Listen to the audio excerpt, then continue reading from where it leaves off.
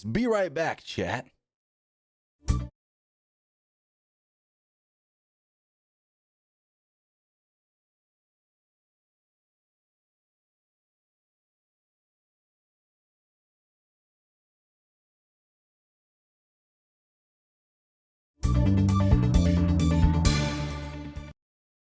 Now it worked. There we go. What's going on, everybody? It's Monday, and that means tonight was Monday Night Raw. Let me get close to that microphone.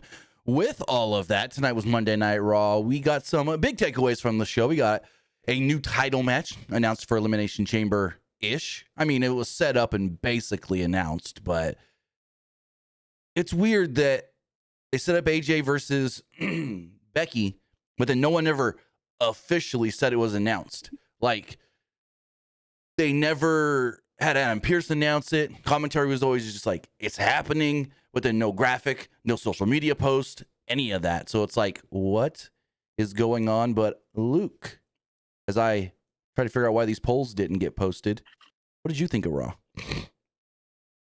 I thought Raw, it was a good show. I wouldn't say it was a great show.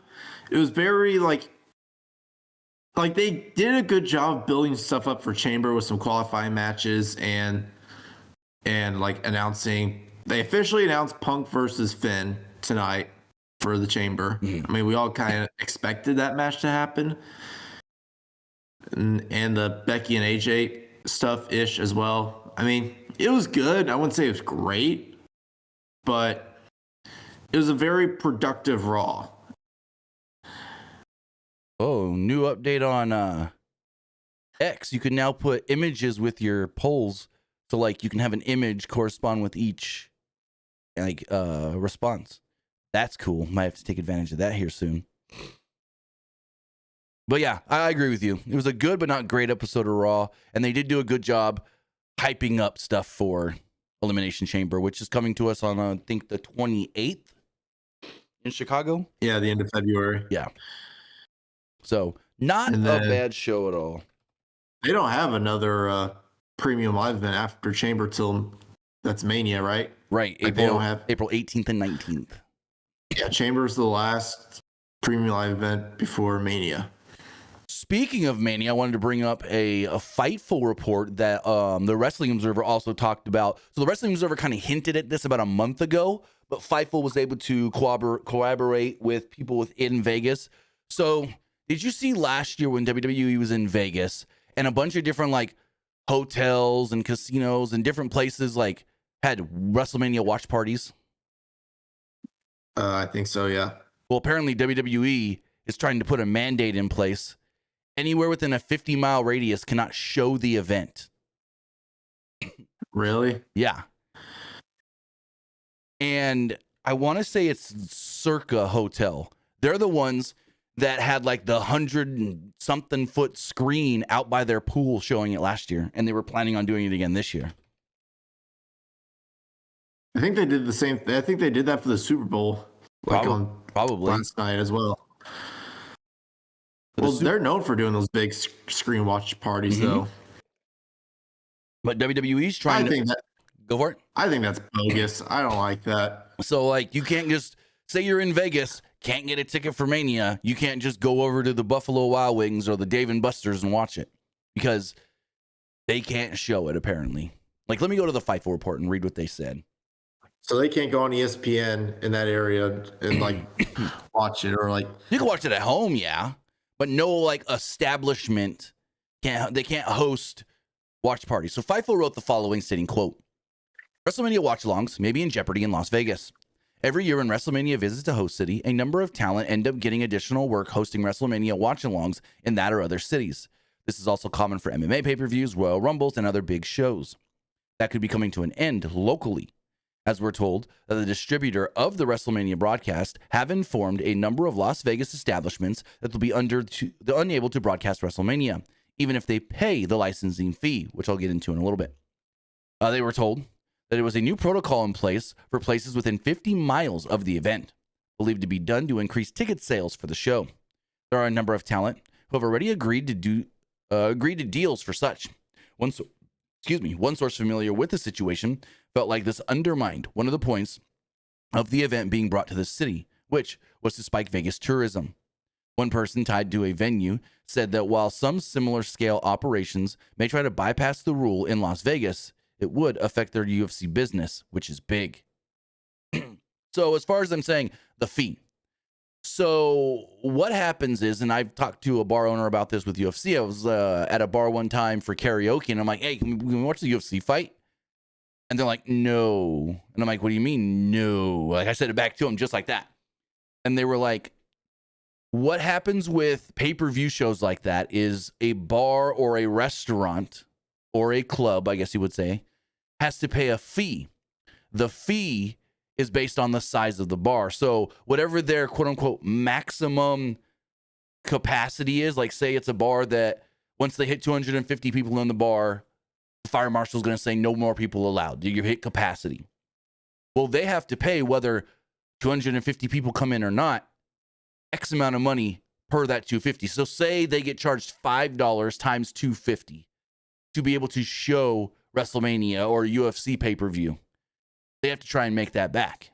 That's why a lot of bars are like, oh, you know, we're showing the fight tonight, but it's a $2 to $5 cover charge, because they're trying to recoup not just off of alcohol sales and drink sales and food, but they're also trying to recoup the money that they're paying to or air the pay-per-view. Because I think in California, when I asked once, it was $5 for the 250. So that would be get the calculator off your face. 5 times 250. That's $1,250 there that they would have to pay up front. So that way, if anyone comes in and sees that they're airing it, they can ask, hey, you got the license for this? I don't know who would, especially if like it's a UFC fight in Vegas and they're running their bar in California. But you don't want to take that risk, because then you can get a hefty fine.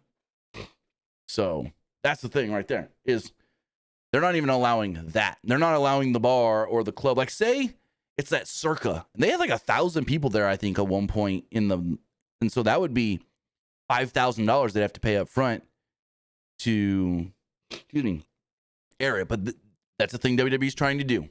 Within 50 miles of the event, and I don't know if this is just for Mania or if they're going to try to do this for every pay-per-view or premium live event going forward. So say Elimination Chamber in Chicago, no establishment in Chicago within 50 miles of the United Center would, if this is in place there, be able to air. So no B-dubs, no Dave and Buster's, and no, little mom and pop bars and stuff.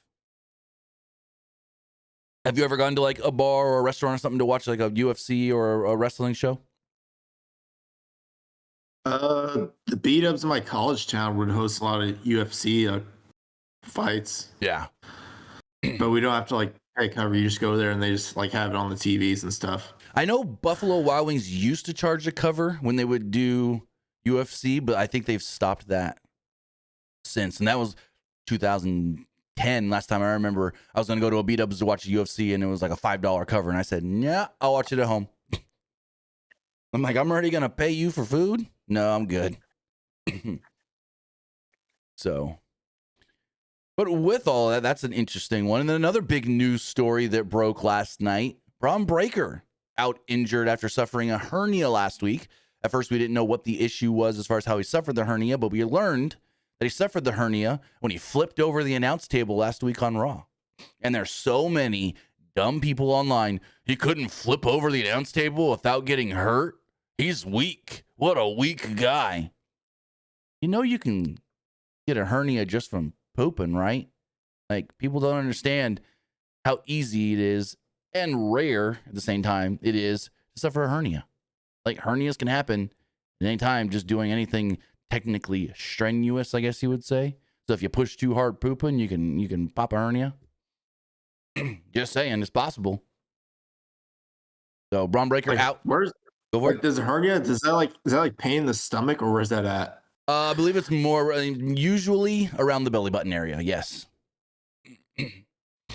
I don't think I don't think I have it right. Hernia. It would hurt really bad though, wouldn't it? You would be in excruciating pain. I've never had one, but my dad did once. I don't think his was bad enough to need surgery.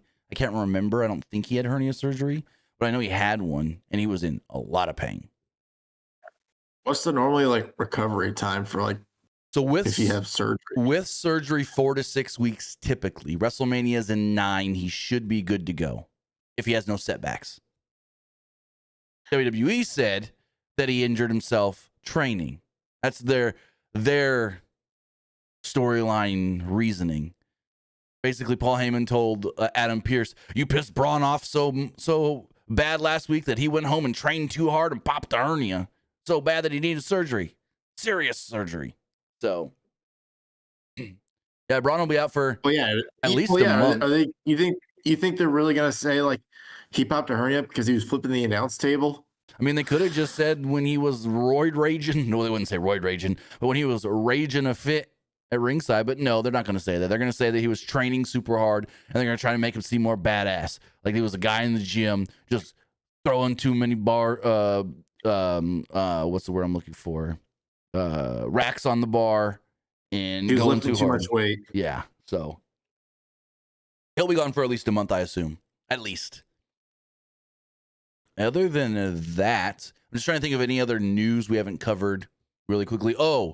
AEW Double or Nothing is going to come to us May 24th, most likely in New York City from the Louis Armstrong Stadium, which is basically in the same complex that Arthur Ashe Stadium is in, that they usually use to run shows in that area. Arthur Ashe is like a 20,000 seat stadium. Before setting it up for wrestling, Louis Armstrong is a 14,000 seat stadium. So I'm predicting 10 to 11 in there for Double or Nothing. But that was reported today by Andrew Zarian of the Madman podcast, that they're going to use Louis Armstrong Stadium, the tennis stadium, for Double or Nothing in New York City. So someone asked me recently. Oh, yeah. Go for it. Did you see the AJ and Stephanie McMahon podcast? Yes, I've watched. No, I finished it. I was trying to think. I watched it over 2 different days. But yeah, I did finish it. I watched the whole thing.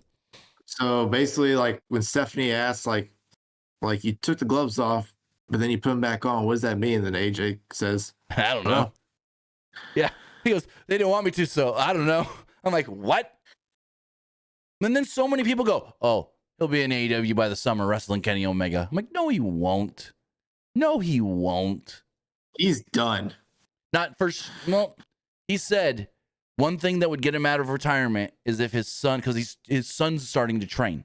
He said if his son wants to tag with him one time, he'll do it. So with AJ, it's never say never. I don't see AJ coming back and having a bunch of matches or doing a series of matches. I know his contract is supposed to be up this month with WWE, so technically by March, Tony Khan can make him an offer. But if, and this kind of plays in with Rey Mysterio as well. If he wants, no knock or shade on AEW whatsoever here. If he wants the best opportunity for his kids, because he says his daughter could even get into wrestling because she's shown interest. If he wants any, like the best opportunity for his kids, it would be to get them into WWE. And if he were to go to AEW after doing all this I'm retired thing with WWE, I don't know if they would want to work with him again. Want to have his kids there. You know what I mean? So it's like, oh, we can't trust you anymore. You went over there. You went to them. So, and it's kind of like with Ray, because yes, Ray came to WWE in 2018 before AEW was the thing. And Ray was on a list of guys Tony Khan wanted. And when Tony was, first forming AEW, Ray technically was kind of a free agent. He had returned in that Rumble, and we had heard rumblings that he may sign eventually. But what was it? A couple more months after that 2018 Rumble before Ray even signed. Was it after All In? Because Ray worked the All In, right? He signed after All In, Yeah. but he wanted to wait to sign because he really wanted to work the All In show. And Ray's the guy that if he promises someone he's going to work for them, he's going to make that promise happen. And so, leading up to that and everything, the word was that Tony wanted to quietly maybe sign Ray before anything was actually officially announced for, what's it called? AEW to be formed 4 months later, something like that. But Ray ended up going to WWE. And then I think Ray's contract has come up once since then. He signed a new contract, of course. And I think Tony was interested then, but he stayed with WWE. And I think it was the best move because if he wouldn't have gone to AEW, before Dominic debuted in 2020, Dominic would not be where he is today. Whether Dominic would have started wrestling for AEW or had to go another route, Dominic would not be a top professional wrestler today. Dominic would have had to start at then this is no shade on Dominic, had to start at the bottom somewhere, not get the exposure that he did, and get put in the ring with such phenomenal talent for him to learn from. Seth Rollins, Finn Balor, Edge, his dad, Rhea Ripley, just all the different people he's been able to work with and quickly become a top guy. Not just like, oh, that's no one anymore says, oh, that's Ray's kid. Oh, that's Rey Mysterio's son. No, that's fucking Dom Mysterio. That's dirty fucking Dom Mysterio. I know when he first debuted in WWE, everybody goes, "Oh yeah." People always looked at him as like Ray's kid because they always had him with Ray. Like they were a tag team. They would always like when he's a babyface. I mean, I was like, geez, I feel bad for Dominic because people just look at him. And he's like, yeah, he's just Ray's kid. But like, I think what really helped him was them turning him heel. I think that's what really helped Dominic. I think Dominic Mysterio benefited from COVID more than any other pro wrestler in the world. I'm going to tell you that right now. Because if it was not for COVID, he would not have had his first match at a SummerSlam against Seth Rollins. That was not just his first match in WWE. That was his first match ever. Like, he had probably worked matches training somewhere. But, like, on an actual show, that was his first match ever. It was against fucking Seth Rollins. I still laugh thinking about it because it's so unconventional. And now to see where Seth Rollins at SummerSlam. Yeah.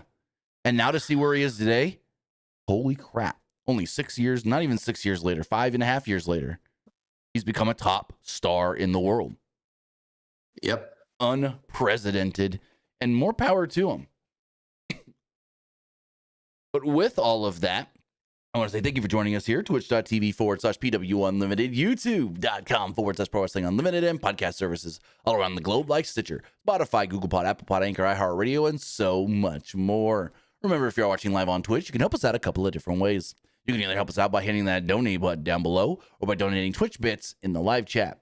Also, remember, you can help us out by subscribing to the channel one of two different ways. You can either subscribe with a tiered subscription, or you can subscribe with Amazon Prime, because remember, if you have Amazon Prime, then you have Prime Gaming. Prime Gaming gives you a lot of cool things like free games, free stuff for games, and you always get one free subscription to any Twitch channel you want to subscribe to throughout the month. And I greatly appreciate it if you did right here, Pro Wrestling Unlimited. Also, remember to help us out over on YouTube. Help us out over there by hitting the subscribe button. That way you know we post new videos when we go live and when we post to the community tab. Also, if you want to support us in another way, you can hit the join button and become a channel member. As a channel member, you get a badge next to your name, emotes and emojis that you can use in the live chat. You get access to our graphics packages and more. Finally, if you're watching on YouTube and you want to get your comment, question, or concern read live on the air, you do so by donating a super chat in the live chat. Finally, head over to the Epic Game Store. Head over to the Epic Game Store and buy something. Whether you're buying a new game, whether you're buying an old game, whether you're claiming a free game or getting bucks for Rocket League, Fortnite, or Fall Guys, use this code right here, PW Unlimited, at checkout, and you will be supporting us at no extra cost. With all of that, we got old Monday Night Raw to talk about. Excuse me, I think we have a lot of bit donations. Ooh, yes, thank you for that. We do on Twitch. Thank you for reminding me on that one. So first one here from Muscle Man. He does say, what did you think of the CM Punk showcase trailer? And also, will Braun Breaker be missing Mania this year? So we already talked about the Braun Breaker thing as far as he should be back in time. CM Punk showcase trailer. I haven't seen that yet, actually. Have you? Yeah, they're doing a, last year for the Bloodline showcase, they had like their own Bloodline arena. Yes. They have a CM Punk arena. Really? When did they post this? During Raw? It was during Raw, yes. Okay, that's why I missed it. So should we just hold on? Should we just do a watch along of it real fast? You'll have to mute it. Well, obviously. Yeah, I would assume. Yeah, we can do that. Yeah, because I haven't seen it, and maybe others in the live chat haven't seen it yet. So let's find it. Oh, people have been posting some stuff. New images of universe mode.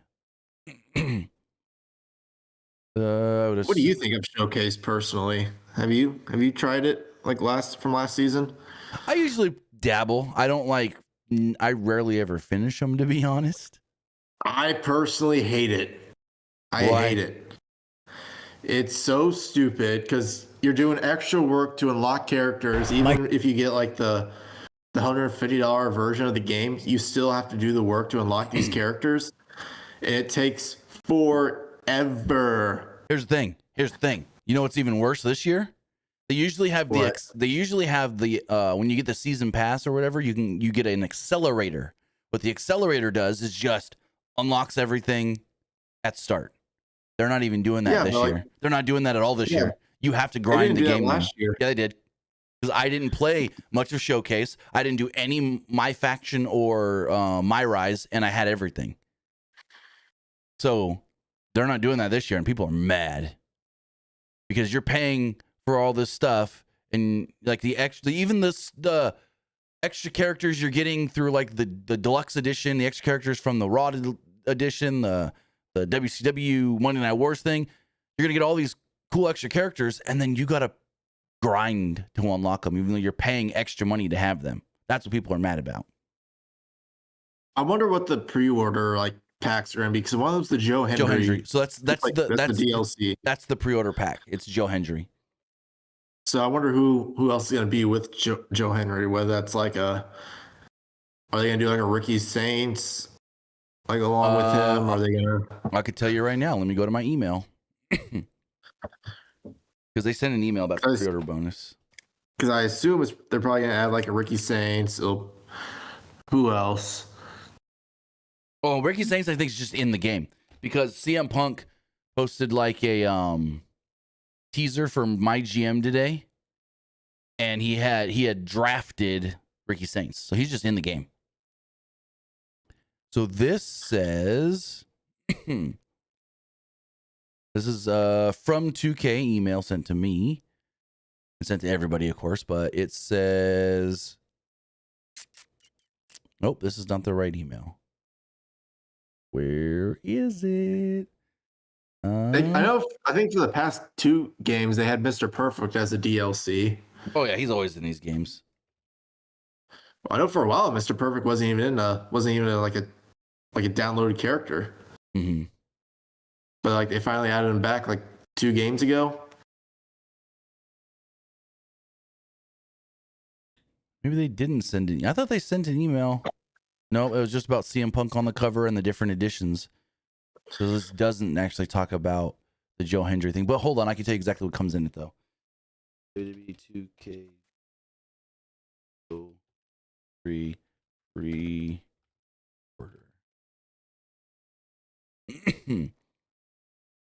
It is, here we go, from their website.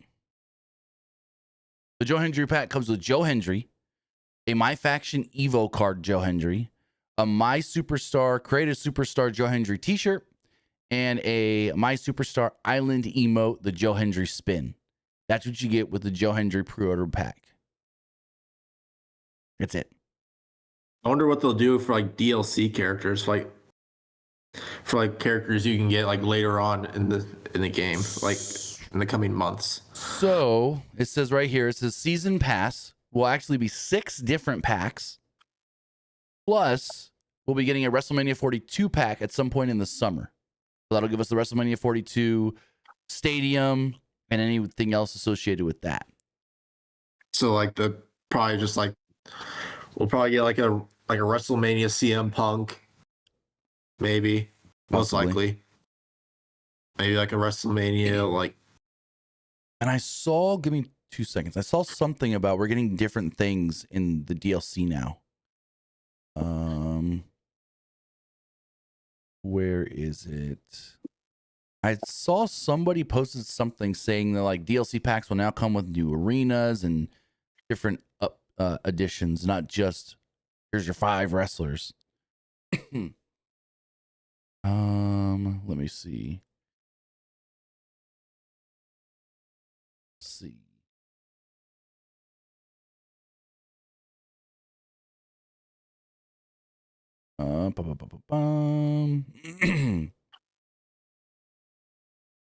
This says the Ringside Premium Pass now replaces the previous DLC, rewarding players with all new playable characters not available in the base game, including current superstars, legends, personas, and so forth.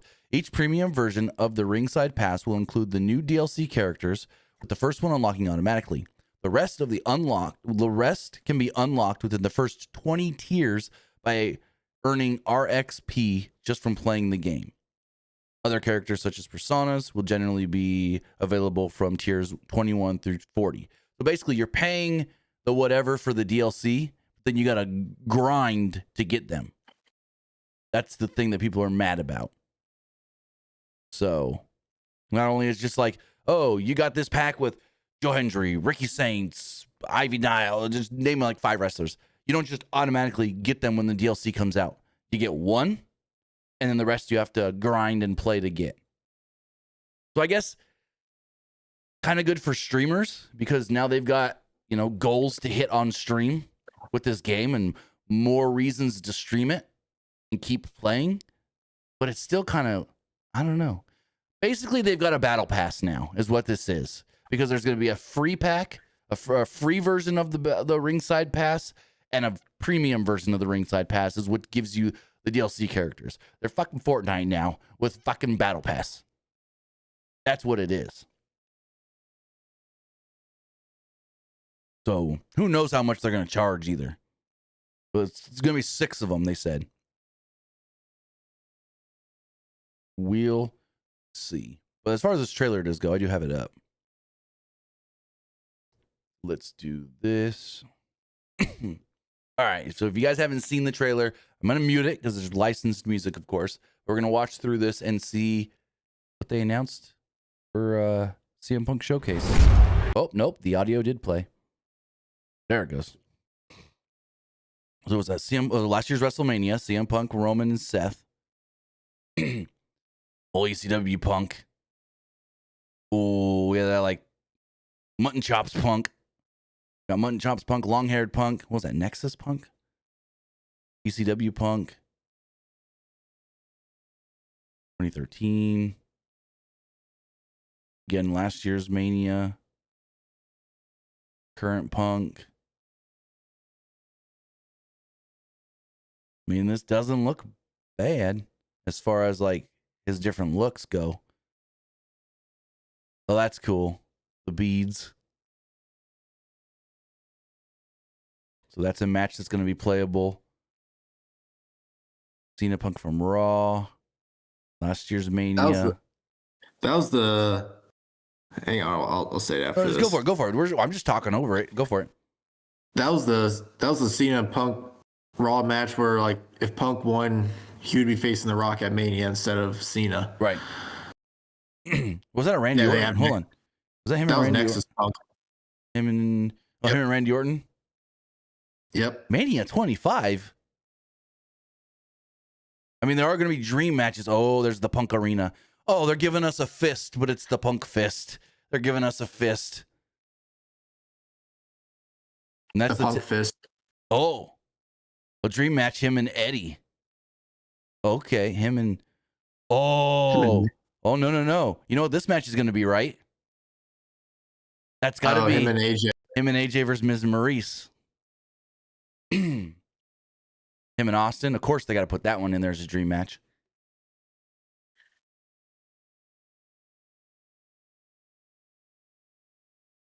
Very cool. I'm excited to play through it because CM Punk's one of my favorite wrestlers ever. So some people just don't like him. I don't know why. I mean, I like him. I always thought he was great on the mic, and like his in-ring work is pretty good. Did you hear his promo tonight? That was a hell of a promo. Esports Gaming Rules, the Bit Donation says, I've been watching ESPN's The Handoff coverage after Super Bowl LX.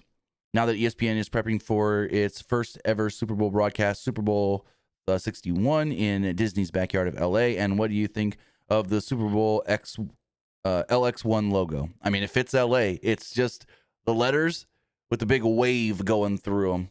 through it. So I don't know if you saw the Super Bowl 61 logo. I don't think so. No. It looks the same as every Super Bowl logo. Basically, it's got the trophy in the middle. It says LX1 for 61, but in the block letters, it's got like these waves going, and then on the I or the whatever on the end, it's like curves up. LA beach town, ocean right there. So it all fits in. As far as the handoff stuff goes, I didn't see any of that. I was watching McAfee earlier, and they mentioned it because they had Adam Schefter on there. Because basically what happened was all the ESPN NFL reporters were in San Francisco last night, and soon as they got done, they had to fly to LA and be on the get up and everything. So do the whatever they call handoff, because now NFL is not the priority for ESPN. It is now the NBA going forward. Which, well, no, baseball doesn't start for another month and a half, huh? Baseball doesn't start. Nope. This person says, did you watch the Bad Bunny halftime show, or did you watch Kid Rock in the other halftime show? I watched them both. What did you watch, Luke? I watched the Bad Bunny one. See, Apparently, did you hear about the Bad Bunny one?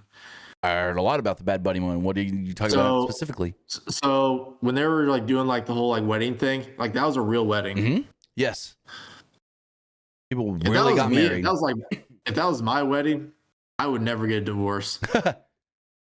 I'd be like, man, my wedding was during a Super Bowl like halftime show. Right. Like you can't ask for a better wedding than that, honestly. So no, I watched them both. We watched the Turning Point USA one first because that's the kind of music we listen to.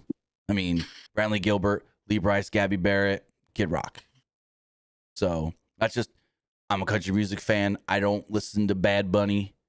So we watched the Bad Bunny one after. I loved the production value of the Bad Bunny one. I thought it was very, very well done. And then the Turning Point USA one, it was simple. They had a couple artists out there performing. Kid Rock lip synced Ball with the Ball. And then he came out as himself, Robert Ritchie, and sang a Cody Johnson song in tribute to Charlie Kirk. So I thought both of them were done well. Of course, everyone's going to say that the Bad Bunny one was better because, of course, it had to be a bigger spectacle. It's at the Super Bowl. But I think there's a lot of hate like going into it because there was like people were saying like, who the heck is Bad Bunny? So there was a couple of things, and Bad Bunny didn't help because there's a couple of things of, he doesn't sing in English. None of the things that he says is English. How are we supposed to understand it? Blah, blah, blah. That's whatever. It was entertaining. I liked it. I didn't know a word he said. But the other thing was he kind of fueled the flames over the last week going, what if I show up in a dress? And that's what really got people mad at this last week as well. So there was that whole thing. But I thought they were both done very well. And people trying to compare them, you can't, because they were two different things. The Bad Bunny, because everyone's like, 140 million people watched the Bad Bunny one. 19 million only watched the Turning Point one. Well, no, duh. Everyone watched the Bad Bunny one because they're already watching the Super Bowl. They didn't have to change the channel to go and load up YouTube to watch the Turning Point USA one. So, just saying. Can't really compare the two. But I liked them both. I liked them both for different reasons. Esports Gaming Rule says, hope to see the tribute that WWE did to Jim Shank. No wonder WWE is truly family. Triple H is the boss as chief content officer. Yes. If you guys didn't see it, because most people probably turned off Raw before this showed, but when Raw went off the air, they aired a graphic for Jim Shank, who was a very, very long-time WWE employee who actually passed away on Friday. So the show was dedicated to him. Esports Gaming Rule says, Asuka in a chamber match qualifier. I smell something with Asuka and Kyrie, so even after what happened between them at Royal Rumble Riyadh. So what he's saying here is he thinks, and then maybe I'm reading this wrong, Kyrie's going to screw up and cost Asuka her qualifying match. Well, it's Asuka, Bayley, and Natty. I don't see Natty making it in. I don't right now. Bayley maybe, but I see Asuka winning. What do you think for the qualifier next week? Bayley, Asuka, or Natty? Probably Asuka. Yeah, that's what I would think. Asuka normally does well in chambers. Yes. Bayley too. Well, actually, all three of these women have had good performances in chambers, but for what they're doing right now, Asuka's the one pushed harder. Well, Hit, Asuka's also the better like all around wrestler. oh, that's without a doubt. Asuka's still one of the best female wrestlers there is. I mean, Io's passed her a little bit, but Asuka's still up there. He also says original Americano, face in WWE, heel in AAA, and Americano, heel in WWE, face in AAA. So here's the thing. That's not supposed to be the case, though. The Kaiser Americano is supposed to be a heel in AAA, but they cheer him as a babyface. The fans do, yet they book him as the heel. So that's the whole thing there.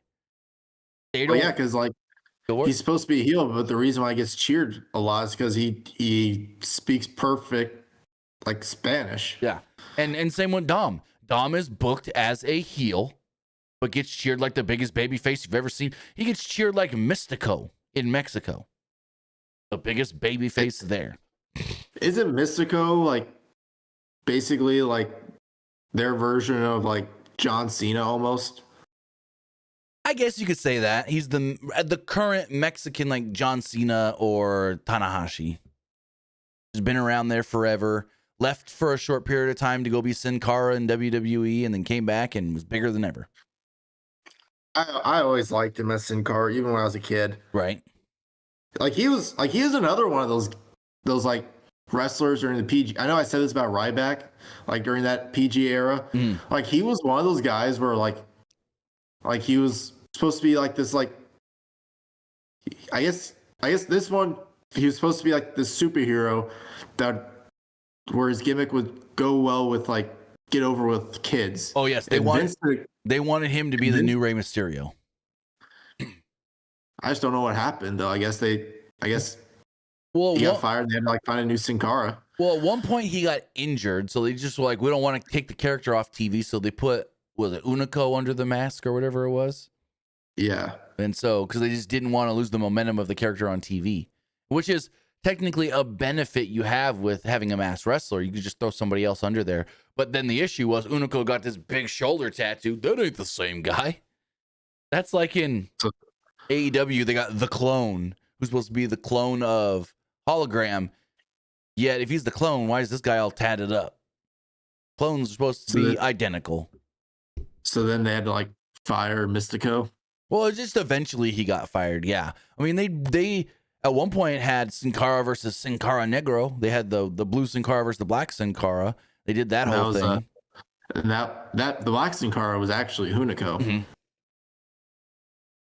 Right. And so kind of like what they're doing now with the Americano and Kaiser Gable stuff, where the original got hurt, somebody else took over the mask, and now the other came back and is trying to be him again. So what's old is new, I would say. He also says, been watching Lucha Libre AAA, and Vikingo has become Triple H's version of Roman Reigns. I would not say that. He's not Triple H's version of Roman Reigns, per se. I can see where you would think that, but they're not booing him in the same way that the fans booed Roman. The fans booed Roman because the establishment was pushing him when they felt like he didn't deserve to be at the top yet, when they felt like he needed more time before becoming the guy. But Kingo is being booed because, well, fans in Mexico really love Alberto Del Rio, Alberto El Patron, and when they took the title off Patron for him, that just pissed him off. And that was a AAA call before WWE was even really in charge, before Jeremy Borash and Undertaker were running that show. So it's not the same because now they're just full on, oh, Vikingo's the heel. He's got Dorian Roldan as his manager, and he's got Omos as the heater. And then Muscle Man, with a big donation here, says, what should WWE do with the mid-card belts at SummerSlam? Why are we talking about SummerSlam? For the men and women. And also, what do you guys think about Robert Stone being the new NXT GM? Well, first off, why are we talking about SummerSlam before we even get to Mania? I'm sure they probably meant Mania. Probably. But we can answer that one like Mania. I think that damn US title needs to be in a ladder match. And all the guys that Carmelo Hayes has been having the open challenge matches with should be in there. It should be Hayes, Dragunov, Black, Miz, maybe Gargano, but I don't know what's going on with Johnny Gargano. He's promoting a pro wrestling tees store, and him and Candice took WWE out of their bios. So I don't know what's going on with Johnny and Candice, but maybe we throw a Gargano in there. Maybe their contracts are coming up. I don't know. Throw Gargano in there, and then maybe throw a Nakamura in there. 6-man ladder match for the U.S. title. IC title, Dom and Finn. What do you think? I like the idea of the ladder match. I honestly think Gargano, there's a good chance him and Candice might be on their way out. Yeah, I don't know for sure, but that's just, it's weird that he's still promoting a pro wrestling tee store that's got like dozens of shirts on it. Because, I mean, they're having to take losses to like Fraxium. And I don't know.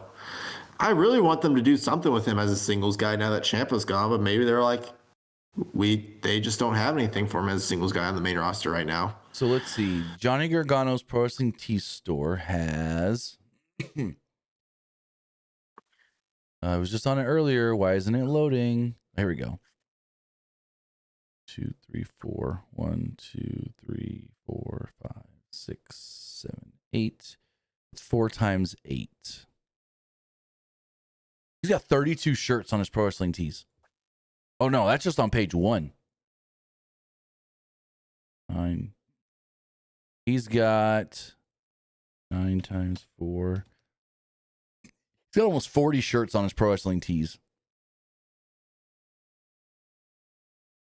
So, yeah, I don't know if he just never stopped his pro wrestling tees store when he came back to WWE, or if that's reactivated, but him and Candice also don't have WWE in their bios, and I know they did at one point, so very interesting there. Robert Stone, they say he's an interim GM, so they must have plans for somebody else to come in, or they're just not sure on him yet. It's whatever. Maybe, I think he'll be fine in the role. I think it's a test. Maybe they're gonna see, like, let's see if the fans actually like him as the GM, and if they don't, they'll put someone else in there. But if they do, then they'll probably do like segments of like, you're doing a great job, we're gonna promote you to the actual GM. Yeah, I can see that, but I think he'll do perfectly fine. Chelsea Green tweeted out right after Ava left, I hear you need a new GM for NXT. I guess I could take the role. She's unfortunately injured. She sprained and bruised her ankle really bad in the match on Friday's SmackDown. She couldn't work the AAA show. That's unfortunate for her. I keep forgetting that they're doing AAA shows on like a Saturday night. So what they're doing is every, I want to say, 4th or 3rd week is live, because they're doing a live show and then filming 3 shows and then doing a live show, filming 3. So I think it's every 3rd or 4th show is live. It's not live every week, but it's live at least, I think, once a month. And this past week was a live show where Ethan Page lost the mixed tag team titles to Mr. Iguana and Lola Vice. But with all of that, just looking over here, make sure we got all them bit donations we did. I actually thought about the ladder match. I mean, the ladder match, Hayes and Dragunov, you have to put in there. Yeah. You have Miz. You have to. I feel like you have to do something with Miz at Mania. He's one of those guys where, like, put him in the ladder match because I know he's been kind of feuding with Carmelo Hayes. Yes. Well, him and Carmelo, they just had a match this past Friday on SmackDown. I shit you not, was probably Miz's second best match ever in WWE. Miz's best match was a match in like 2013 against Dolph Ziggler on a Raw. That was the Miz's best match. I think this was, if that match is here, the Carmelo match was right here, right under it. Yeah, put Miz there. Would you add Rey Fenix to it as a why not? Oh, sure. I didn't think about Phoenix. Maybe Phoenix, yeah. Phoenix. Man, now we're getting to like 8 to 10 guys. Sami Zayn. Sami Zayn, Trick Williams. Sammy and Trick could work too. Damn, now we're gonna have too many guys. I don't know. I don't know. I just don't want. I have a feeling they're gonna do this. They're probably gonna put Rey Fenix in the Andre the Giant Memorial Battle Royal like they did last year. or heck, what if they put Trick Williams in the Andre Giant Memorial Battle Royal and they have him win it? I mean, which I know it doesn't do anything for any of them. Well, that's what I was gonna has say. it really benefited like anybody? Like, heck, No. you could probably have like. It hasn't benefited. I don't think it's benefited anybody since Baron Corbin won it at WrestleMania 32. Because that was like his first main roster, like big win. Yes. And then he got a little bit of a push after that. We put him on SmackDown. Big Show, I mean, they put him on SmackDown and pushed him hard. Well, when Big Show won it, they just did it as like, yeah, a giant won it. Yeah, because Giants normally don't win Battle Royals. I was there for that one, WrestleMania 31. That was a pre-show match. And then, that was honestly a pretty good Battle Royal. In like the hottest part of the day, too. Like it was hot at that part of the day. Oh, I believe it. It was like that whole show looked very sunny. Oh, there was not a cloud in the sky. At least not that I remember. Imagine being a camera guy for that show. Oh, trust me. I was all the way at the top, basically. I know. Basically, WWE at the top of the stadium had the pre-show panel stage with like Booker T and Renee Young and all them. I was literally right next to that where my seats were. Booker T, like wearing the suit. Yep. Like, well, they were all wearing suits because it was Mania. You got to dress to the nines.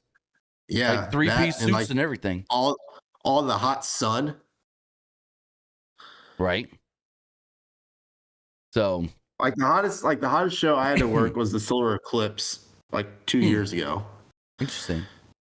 That was at my college stadium because that was like a really like great like spot for it, and yeah, they put me like in the end zone where there was like no shade, and the sun was just glaring right down me.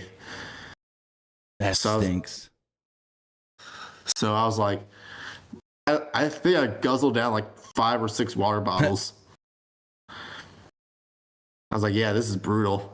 So as far as Raw does go, damn, we're almost an hour into this show and we haven't even talked about Raw. As far as Raw does go, we had a lot of bid donations. Right, bid donations and news to talk about. As far as Raw goes, Monday Night Raw kicked off with Michael Cole saying that we're in Cleveland, Ohio. There's 10,000 people in attendance, and we see CM Punk.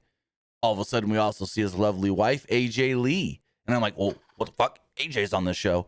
And then all of a sudden, there's Becky behind them, realizing, AJ Lee, what the hell? What is she doing here?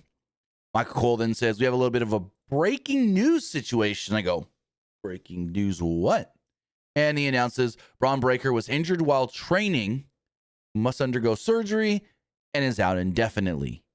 So, yeah, we were talking about that. Braun Breaker popped a hernia. So, a frantic Becky Lynch marches down to the ring. She wondered when the disrespect would end. She planned to talk about the injustice that was the Royal Rumble, but instead decided to talk about who was here on her show. The crowd started chanting for AJ Lee. AJ Lee would eventually do come out. Lee said that she was here to support her girl Maxine. And I'm like, are ya? Because Maxine's had some big matches the last couple of weeks or month or whatever, and you weren't there. You weren't there when Becky beat her for the IC title. Where were you for your girl there defending her belt? Now she's just got a random ass match against Natty, and you're here for your girl? I don't know about that one. That was a little bit of a stretch. Because, like, when did her and Maxine become so close friends? She goes, but maybe I could just be here, hanging out with everybody in catering, and see the show from there. Becky cut her off. Lynch said that Lee tried to act all cute and pretty, and she sees right through it. Lynch didn't like her eyebrows and compared her to a chihuahua that kept barking at her, keeping her up at night, ruining her life. Lee called that a tad bit dramatic because she didn't do anything to Becky besides, well, beat her at WrestlePalooza and War Games. She also accosted the IC title against Maxine Dupree in Madison Square Garden, but it was water under the bridge now that Becky was the champ again. Becky then acted crazy and asked if it would what it would take to get rid of her. And Lynch goes, well, you know, Chicago is hosting Elimination Chamber. Since I technically beat you in the War Games match, doesn't that make me number one contender? And Becky's like, no, can't happen. What? You're not an active member of the roster. We don't give title matches to just anybody. No. And Lee's like, okay, are you sure about that? And Becky's like, no. And then the greatest thing happened. She's yelling no, and this crowd erupted in yes chants. Yes, yes, yes, like louder than anything else. It was a fantastic moment. Becky's looking out at the crowd yelling, stop, no, no, it ain't gonna happen. And Lee's like, no. And then Becky said something about maybe we can just fight. And AJ's like, no title, no match. And Becky's like, fine. You know what? You can have the match. You can do it. Get it made. We'll go. She goes, if you think you were held down by the man back in the day, just wait and see how this man holds you down. And Becky stormed out. AJ Lee was giddy and happy in the ring. What did you think of the segment? I thought they both did very, very well. Yeah, I thought they did very well. I like when they were like showing, you know, like in the beginning of Raw, they like show the wrestlers walking in the stadium, and they had Punk and AJ walking in, and then Becky's in the background, just all pissed off because AJ holding the title like this, just all mad. I thought that was perfectly shot. I thought that was hilarious. Yes, that was like we should good. honestly get more stuff like that, like occasionally, not all the time, because I don't want them to overuse it, but like do more stuff like similar to that. Because I remember, like, do you remember like when Triple H first took over creative, and they were like, and they would do like those random like backstage segments, and they'll have like someone in the background, like doing something that would eventually happen on TV, kind of like teasing something. Yep. Like one example, like I can give is like Nikki Cross when she was like Nikki ASH, and then she's talking like Piper Niven. She like takes the mask off, and then she becomes Psycho Nikki again like a few weeks later. Yeah, I remember that. Those were really good. It was always like, can you find the Easter egg in the background? And then it happens a few weeks later. And there was another one. They were teasing like the Hurt Business coming back together, and that never happened. Right. Like that was one I thought like Hurt Business is going to come back together, and they're going to add Omos, but that never happened. So moving forward, the World Tag Team Championships were on the line. The Usos versus why are they still the Alpha Academy? Why do they come out to the Alpha Academy music and they still call them the Alpha Academy? No. They need something different. But regardless, I thought this match over-delivered. I thought this match was way better than I expected going into it. Otis and Tozawa were all over Jimmy and Jay early on. Otis pressed the slam to Tozawa on top of both Usos ahead of a commercial break. The Usos then took control during the break and were acting just slightly heelish, but it was more just them goofing off and goofing around or whatever. At one point, Tozawa absolutely planted Jay with a DDT before making the hot tag to Otis, who ran wild on both men and hit Jimmy with the World's Strongest Slam for a 2. At one point, Jay made a blind tag and cut off the Caterpillar attempt with a super kick that totally missed. Not even close. The Usos then super kicked Otis, but Tozawa made the tag and delivered multiple suicide dives before he teased a run it back into a dive. That was kind of funny, making fun of Jey Uso.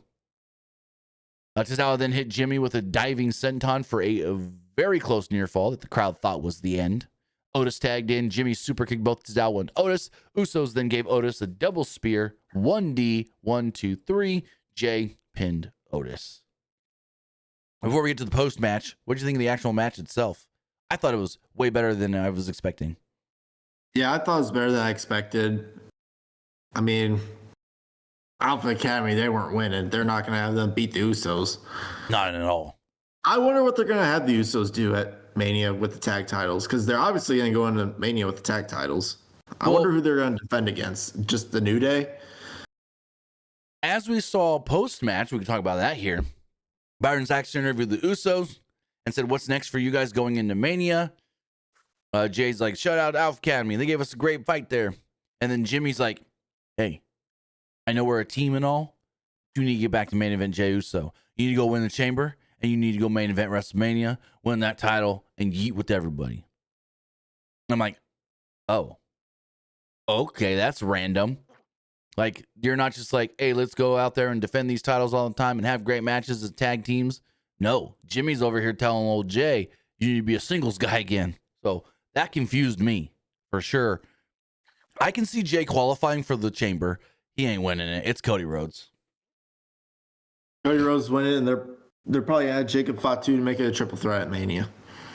So if you want to talk about Mania, though, according to Dave Meltzer on last night's Wrestling Observer Radio, because Mania tickets sales are technically down, but they're not like super low.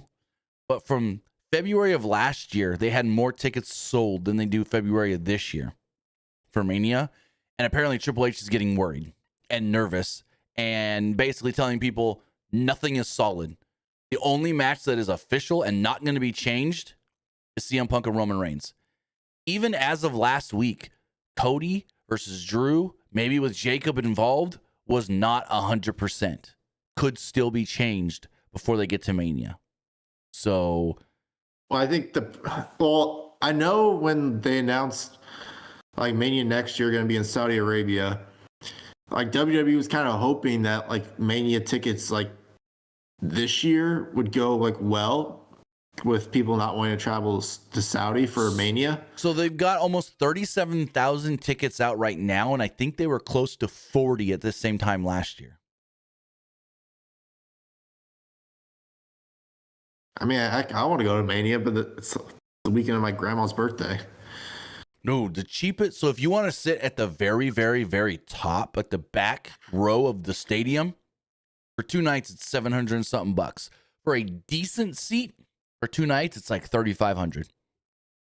Well, the problem is, I think people just don't want to pay these like inflated ticket prices. They're more expensive than they were last year. That's the problem. They're just too expensive. Nobody wants to pay it. Yep. I don't think it's like, oh, WWE's getting work because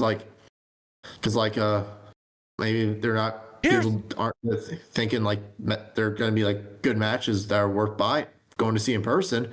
The problem is these inflated ticket prices. Yes. But here's my thing. How is Triple H worried about the card? And the card's not even been announced. The only match we know for sure is Punk and Roman. They haven't even told us anything else, and Triple H is worried that it's not good enough. So that's a little concerning.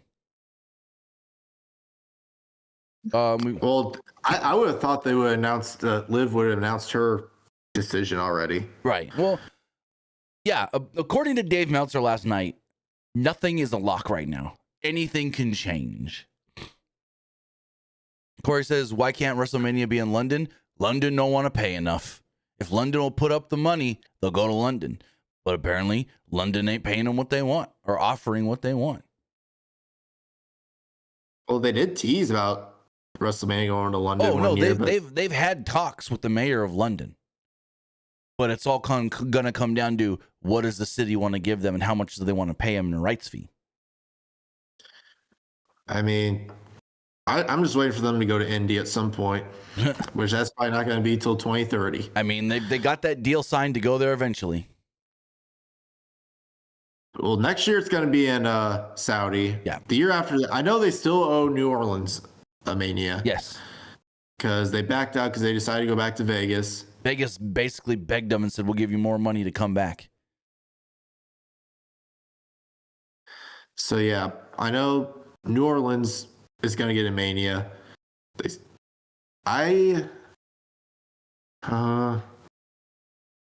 Trying to think where else. Do you think they'll probably have to go to Minnesota at some point? Minneapolis, maybe eventually, but I know that's SummerSlam this year. Oh, they're going to. Oh, that's this year's SummerSlam. This year's 2-night one. This year's 2-night SummerSlam is at the Vikings Stadium. Oh, I keep forgetting Indianapolis still. He's a SummerSlam. They're still supposed to get a SummerSlam. You only got that Rumble so far. That was last year. Pat McAfee announced, Indianapolis is going to get a Royal Rumble, a SummerSlam, and WrestleMania. We got the Rumble already. And Meltzer said they're supposed to be pretty spread out. So.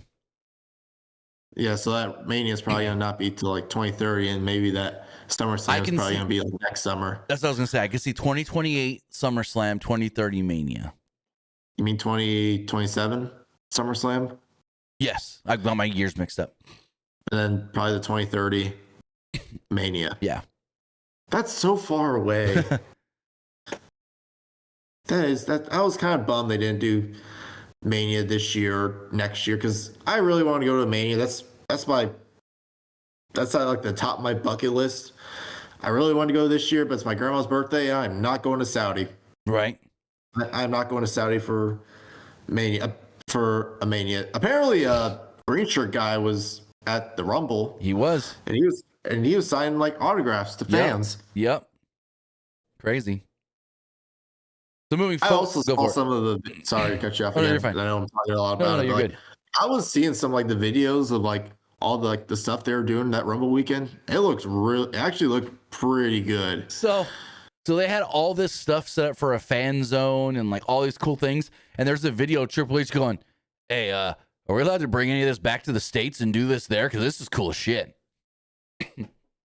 Yeah, all that stuff looked really cool. And you're like, geez, how come we don't get any of that?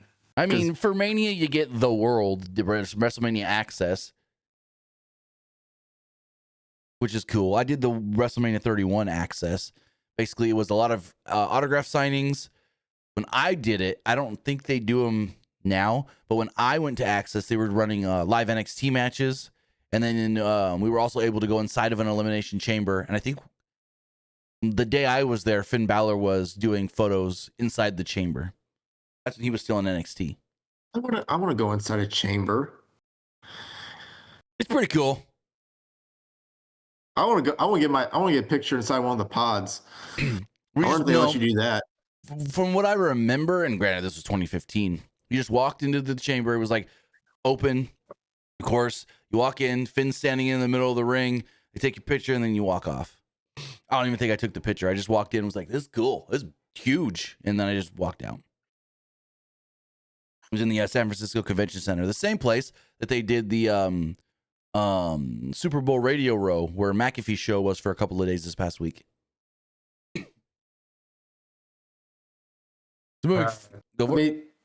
I really want to do some of that stuff. I mean, I know last year I went to WrestleCon, but I should have done one of those like WWE meet and greets, because I think for those you have to like pay for pre-order those like months in advance. You can't even pay those there because those already get sold out. Those already get sold out so quickly. Speaking of, WWE did officially announce tonight Stone Cold Steve Austin is going to be part of the meet and greet stuff and autograph signing stuff for the world this year at WrestleMania. Austin is involved. People can go meet Stone Cold WrestleMania weekend. Those pre-orders are going to be... They're going to go quick. They're going to go quick. Like, I know the Cody Rhodes ones go quick. Yeah. Like, I know the Stone Cold ones are going to be pretty quick. I wonder who they all get for, like, as far as legends for, like, WWE World. Because I know last year Undertaker was there. They had a Hornswoggle there as well. Let's see. WWE World 2025. Who did they have? They had... Nope, that's 2026. Ooh. Who did they have for 2025? WWE World. Here we go. Nope. Come on. Show me something. 2025 meet and greet schedule. Was this it? That is not it. Meet and greet information. Not it either. Interesting. Like, I can't find any info on who they had last year. That's weird. Let me see one more thing. That's SummerSlam. Mania this year. I don't know. I'm not seeing anything about it. Anyways, moving forward, they recapped the CM Punk Roman Reigns promo from last week. They then aired a clip of AJ Styles on Stephanie McMahon's podcast. Liv Morgan and Raquel Rodriguez then came down to the ring with Dominic Mysterio. Morgan was about to speak when Dom cut her off. He presented her with flowers and chocolates and congratulated her on winning the Rumble. Morgan was thrilled, and then she thanked him and said she would give him his gift later. Morgan then announced, "We were in the presence of the greatest Intercontinental Champion and Royal Rumble winners of all time." She said that she put Stephanie Vakir and Jade Cargill on notice. They were afraid of her because they knew that they would lose at Mania if she chose to face them. Moments later, they stalled a moment until Dom was about to speak, but he jumped when the pyro went off. They did fucking Kane pyro for Stephanie Vicaire, basically. I'm like, that's weird. Okay. Does she normally get that pyro? Not that I've noticed. I don't think so, no. But the way Dom jumped and it scared him was actually pretty funny. Vicaire told Morgan, "You talk too much." She said something in Spanish that I don't know. Morgan wanted Dom to translate, and Dom didn't want to repeat it. She then responded. So he responded to her in Spanish. Because I watched that Bad Bunny performance last night. I don't know what they're saying, but it's whatever. Morgan wanted to know what he said, and she's like, he said he's a little bitch. I laughed. Morgan then called her a liar. Said Dom would never say that. She accused Vicaire of wanting Dom and offered her a, quote, hot girls love Dominic shirt, but didn't think she was qualified to wear it. I liked that line. I thought that was a good line from Liv. Vicaire then told Morgan, pick her so I can kick your ass at WrestleMania. Morgan then said, I didn't plan on making a decision tonight. She said, quote, if you don't like it, you can cry about it, puta. Vicaire was pissed off about the line, slapped Dom for getting between them, and then Vicaire stormed off instead and left Morgan there. I thought that was fine. I think that is the match we're getting. I think we're getting Stephanie Vicaire and Liv Morgan at WrestleMania. Jade's going to go face whoever wins the chamber. What'd you think? It was good. Do you think Liv beats Vicaire? I don't know, but I think she should. I don't know. So going back to SmackDown, why are they doing Jade Cargill versus Jordynne Grace? Like, are they doing that this week? Yes, Friday on SmackDown. I thought that would have been a Mania match. I did too. So I'm very like, why are they doing it now? That means Jordynne Grace probably won't be in the chamber. They can still do another qualifier because there's gonna be 3 SmackDown qualifiers. She wasn't in last week. She won't be in this week. Maybe they stick her in next week. Where is SmackDown this week? If it wouldn't really make sense to put her in a qualifier because it'll just be like, hey, she had a shot. Why is she getting another chance to try to get another shot like this soon? True, but maybe they could just be like, Nick Aldis is a fair. Maybe she's asked Nick, hey, give me another shot. Make me earn it again or something. I don't know. There's ways they can get around it. They're in Dallas, Texas this week. Now, here's the thing. I want to say Jordynne Grace is from Austin, Texas. Did they ever win it in Texas?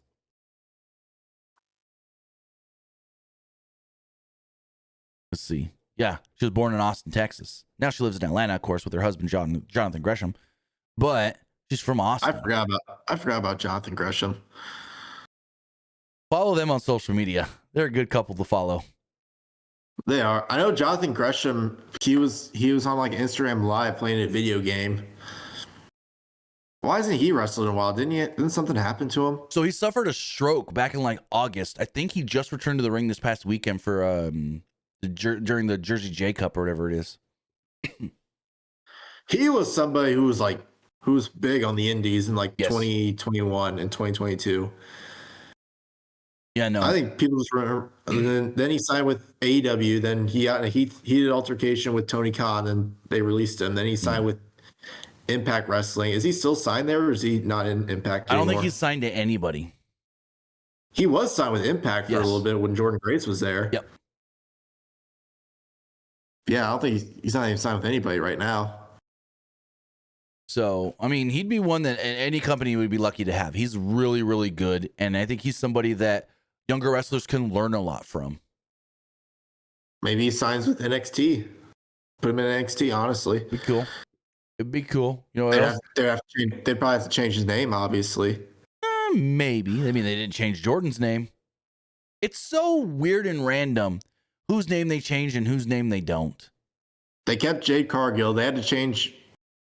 They didn't have to change Monroe. They didn't have to change Mariah. They didn't have to change Ricky. Like they didn't. Mariah May.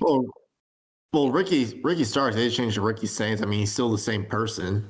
It's just different last name. Like Mariah May, that's her real name. Like, why change it? I don't get it. It's like, why does some people get to keep their name? Why do some people have to change their name? Let me ask you this question. Go for it. So let's say you're an indie wrestler. Your real name is like Timmy Buddy or or like it's your real name, then like you sign with WWE and they're like, all right, we're gonna have to change your name. Like, what would you change it to? What would I change it to? Oh, I have no idea. Because I know a lot of these wrestlers, they like Powerhouse Hobbs, Royce Keys. I mean, Oh no, it has meaning. a lot of them choose their own name. Like Mariah May to Blake Monroe chose that name. She chose Blake Monroe. But it's so weird, like why some people have to change and don't. And like Alex Shelley and Chris Sabin came in, they didn't change their names. Motor City Machine Guns. Name? I don't know if that's their real names. I don't think, but that's the names that they've used for 30 years on the Indies and in TNA. I was a little shocked they signed with WWE because wasn't like Alex Shelley like a personal trainer like back home? Alex Shelley did get a degree to become a personal trainer, and he's back in college again, getting his master's in, I want to say, exercise science. Is that why they haven't been on TV a lot recently? I don't know if that's the reason, but it could be. But it's like another one they didn't have to change her name. Julia. They kept that name. Stephanie Bakir kept that one. They kept that one too. But then you got Gunther, who they had as Walter and then changed him. Io Sky was Io Shirai, and then they changed that. Well, the Gunther one, that was a Vince one. Vince didn't want people using either their real names or names they could use elsewhere. I think maybe they gave Gunther the chance to change it back to Walter, but I don't know. I know when he first changed his name to Gunther, people were saying something about like I don't remember the whole thing about some German Nazi or I don't know. It was the whole thing. Well, originally they wanted to change it to like Gunther Stark, but Gunther Stark was an actual Nazi general. That's what it was. Yes. So they said, all right, let's just keep that Gunther then. Yeah. But it's like Brian Pillman Jr. had to change his name to Lexus King. Why not call him Brian Pillman Jr.? It's got so much cachet to it because of who his dad is. But I guess it's because they did the whole story of like my dad. Yeah. I didn't really know my dad, so I'm creating my own legacy here. Right. But then the other weird thing is that one time they brought in Cardona for NXT, or a couple times they brought Cardona to NXT and he was Matt Cardona. Then they bring him in for the John Cena tournament and he's Zack Ryder. Then he's back with WWE signed Matt Cardona. What are we doing here? Why did they do his like indie? Why did they use his indie theme for the main roster? Oh, that I don't know. But it's like Penta, Ray Phoenix. They kept their name. Well, Penta had a bunch of names on the indies. He was Pentagon Junior, Pentagon Dark, But it's still all the variation of it's still Penta. You know what I mean? It's still Penta something. So kind of like John Morrison. He was Johnny Elite, Johnny TV, Johnny. That's Johnny him called just because he wants to be goofy. He's got a new one now that he's working in Mexico. I can't remember what it is, but he's got a new one working in Mexico in CMLL. He was when he first had a match in AEW. He was Johnny Elite. Then they changed it to Johnny TV. Now he's still Johnny TV. No, what is he in? John Morrison cage match. He was Johnny Mundo in Lucha Underground. Yep. Let's see. What is he in CMLL? I guess there's the E. Oh, Johnny Consejo is his name in CMLL. Johnny Consejo. I don't know what Consejo means. I don't know. Let's see. Consejo. English translation. Advice. Consejo in English is advice. So he's Johnny Vice? Like counsel or advice. I don't know. Wait, what does CMLL stand for? Oh, that's why. Because it's CMLL is Consejo Mundial de Lucha Libre. So he just took the C from CMLL. That's what it is. Stupid. There's no one messy. Ethan Page got to keep his name. But then Ricky had to change his. Well, Ricky's saying that's not really much of a change. I mean, it's still the same character when he was in AEW. They just changed the Starks to Saints. I mean, it's still the same thing. Ooh, WWE's giving us that Joe Hendry, NXT champion render. Let's pop that on the screen really fast. Bingo, say his name, and he appears. NXT champion Joe Hendry.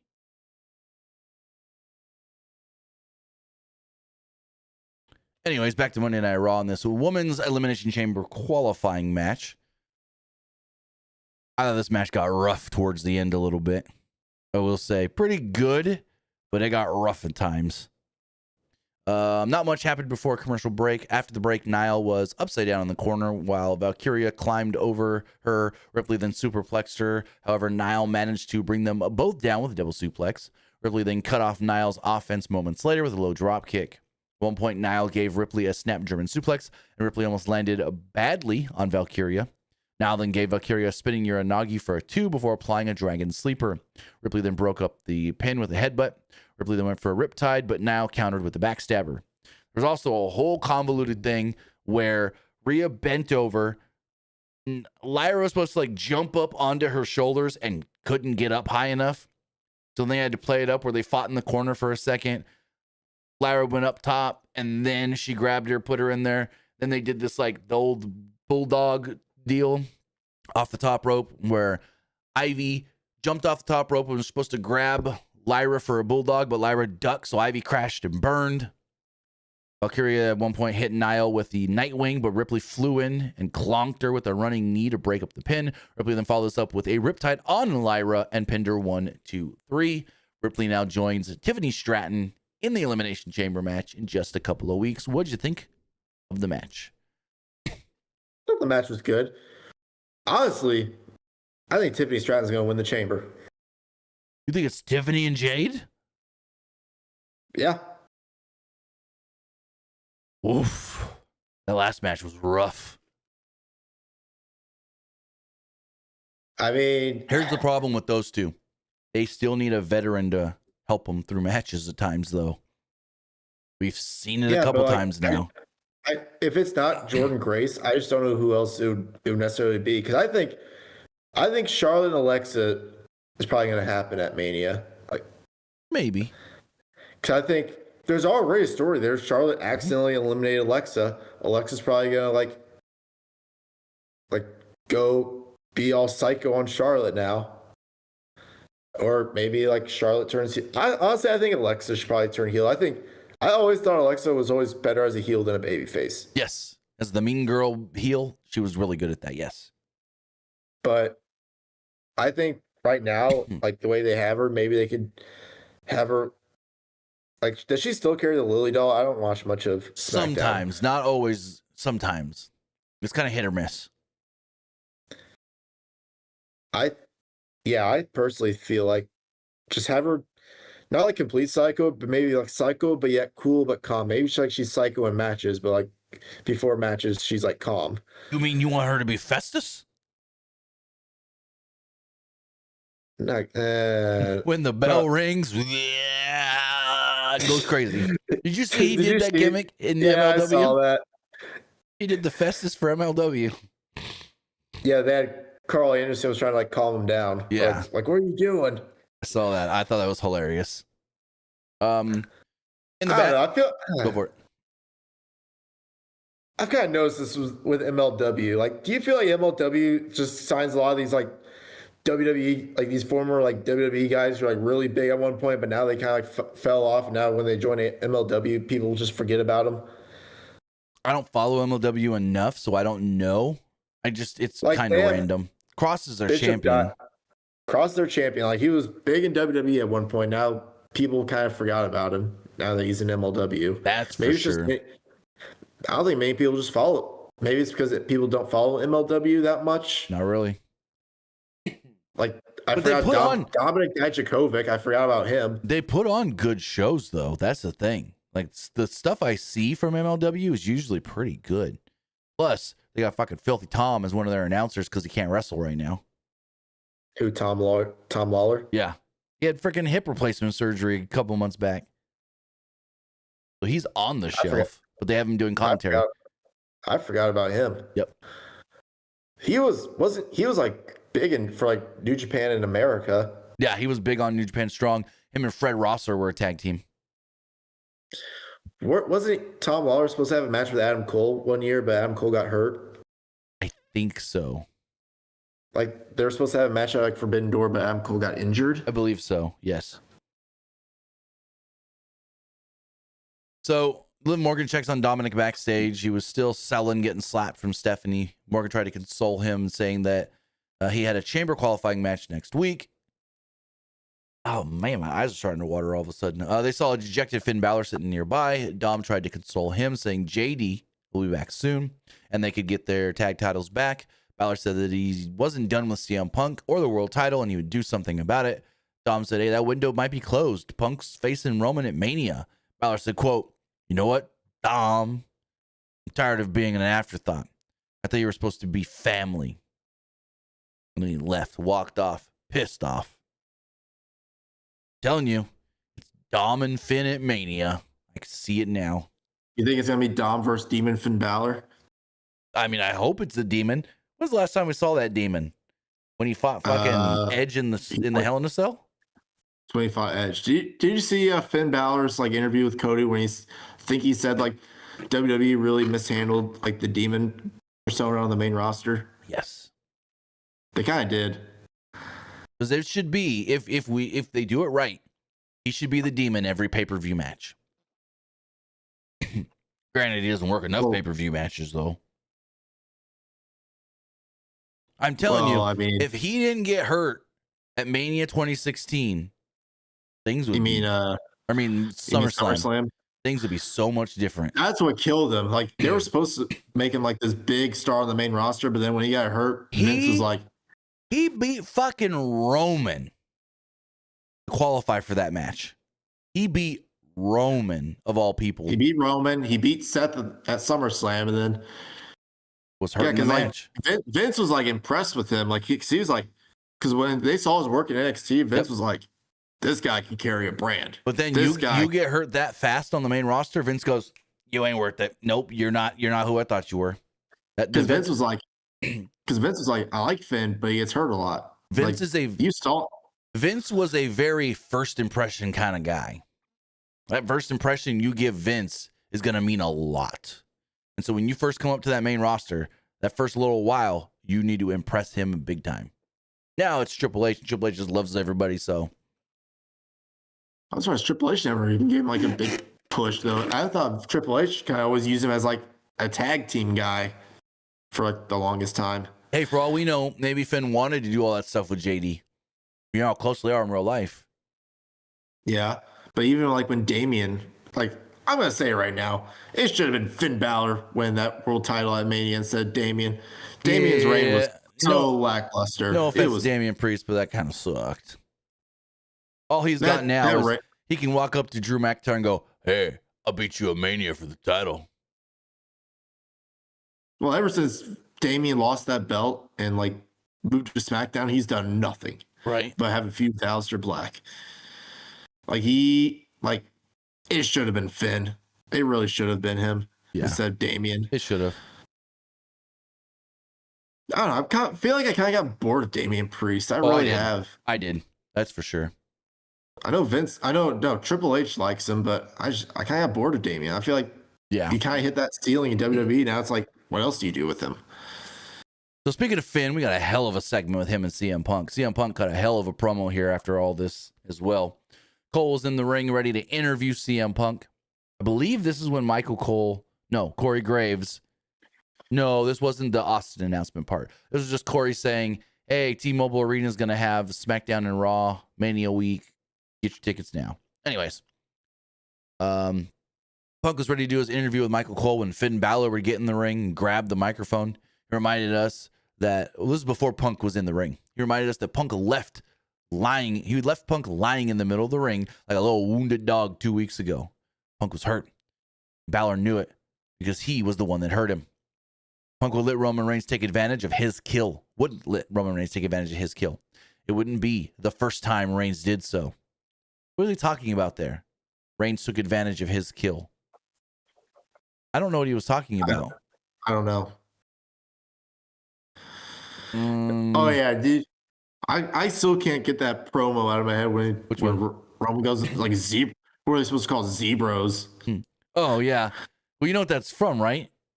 Yeah, like the movie. Well, Was it because the? so in Zootopia 2, there's these two zebra cops. They're voiced by Pumpkin Reigns, even though And they keep calling them- they've literally only got about 5 lines in the entire movie, but they're called the Zebros. They say Zebros over and over, and then like towards the end, they actually have like a line each. But literally every time you see them, they'll pop up and do something. They're just like Zebros, and then they're off screen again. I literally watched that movie over the weekend. Yeah. I Like, feel like literally, it's a lot of. if you didn't know, you'd have no clue that that was Roman or Punk. It sounds like he could have been anybody in the world. It's yeah, but it did pop me when he said it though, because I did love that movie. Do you remember the Fast and Furious movie that Roman was in? And Roman didn't have any lines, but the only thing he did was the Hobbs and Shaw.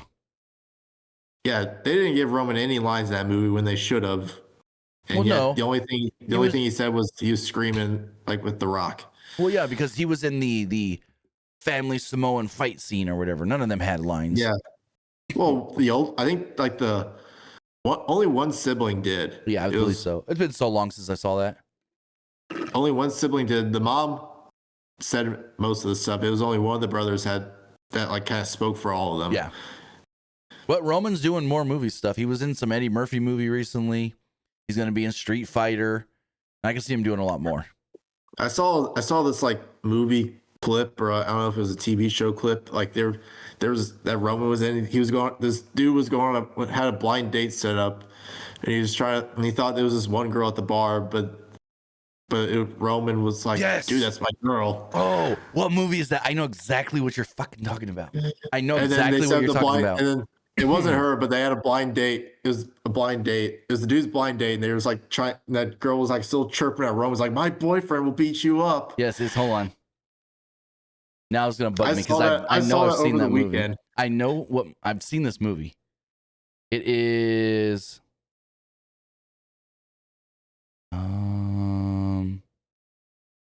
Hold on, I'm on his IMDb. It is. Is it this one? Hold on, I gotta see what this is. No, it's not that. It's not The Pickup, because that's the one with Eddie Murphy and Pete Davidson. Can't be. I'm not seeing it on his IMDb. Oh, it's The Wrong Missy with David Spade.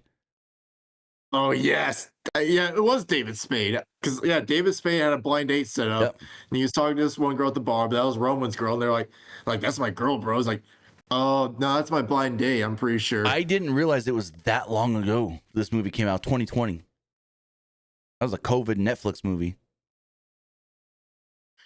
I didn't realize. I thought it was a more recent movie. Nope, it was The Wrong Missy. If you haven't seen The Wrong Missy and you want just a dumb, you're gonna laugh the entire time movie, go watch this movie. It is hilarious, and it's on Netflix. Like, it's fantastic. I saw a clip of that on Twitter over the weekend. I was like, what movie is this? Yeah. David Spade, Laura Lampkis, they're perfect together in this movie. You've got Nick Swartzen. You've got freaking Adam Sandler's wife, Jackie Sandler. She's great in this as well. You got Sarah Chalk. She's good. Like, it's just a fantastic movie. This movie is hilarious. I think Rob Schneider's even in it at one point. But I saw Rob Schneider. He made a cameo appearance in Happy Gilmore 2. Yep. Why people keep saying like Rob Schneider can't get work in Hollywood anymore? Whatever happened to that?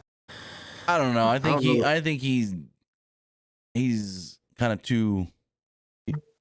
I think it's too Trump. Old? No, he supports Trump or something like. It's got to be something. I don't know. I know Rob Schneider's going to be here in Tulsa soon doing a comedy show at one of the casinos, I believe.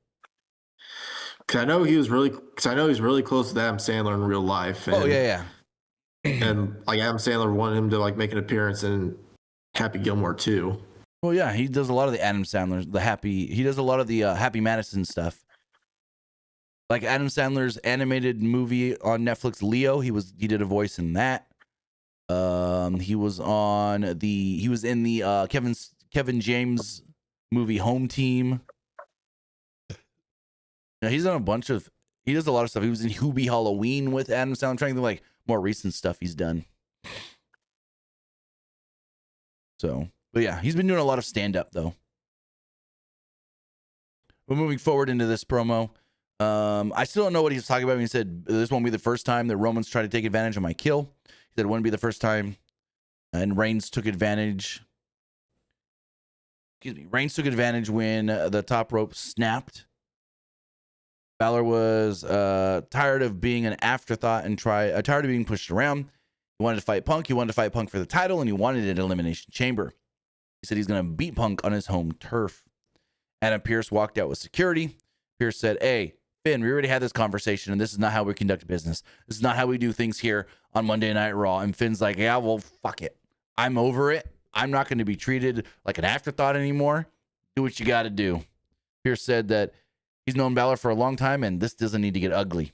He asked Balor to leave, or else security would get involved. Punk then came out and said, "Screw your security." Security got between them as Balor stood on the announce table. Punk said that Balor wasn't an afterthought. It was my first thought last week, which is true. He came down to speak to Roman, but mentioned Finn first.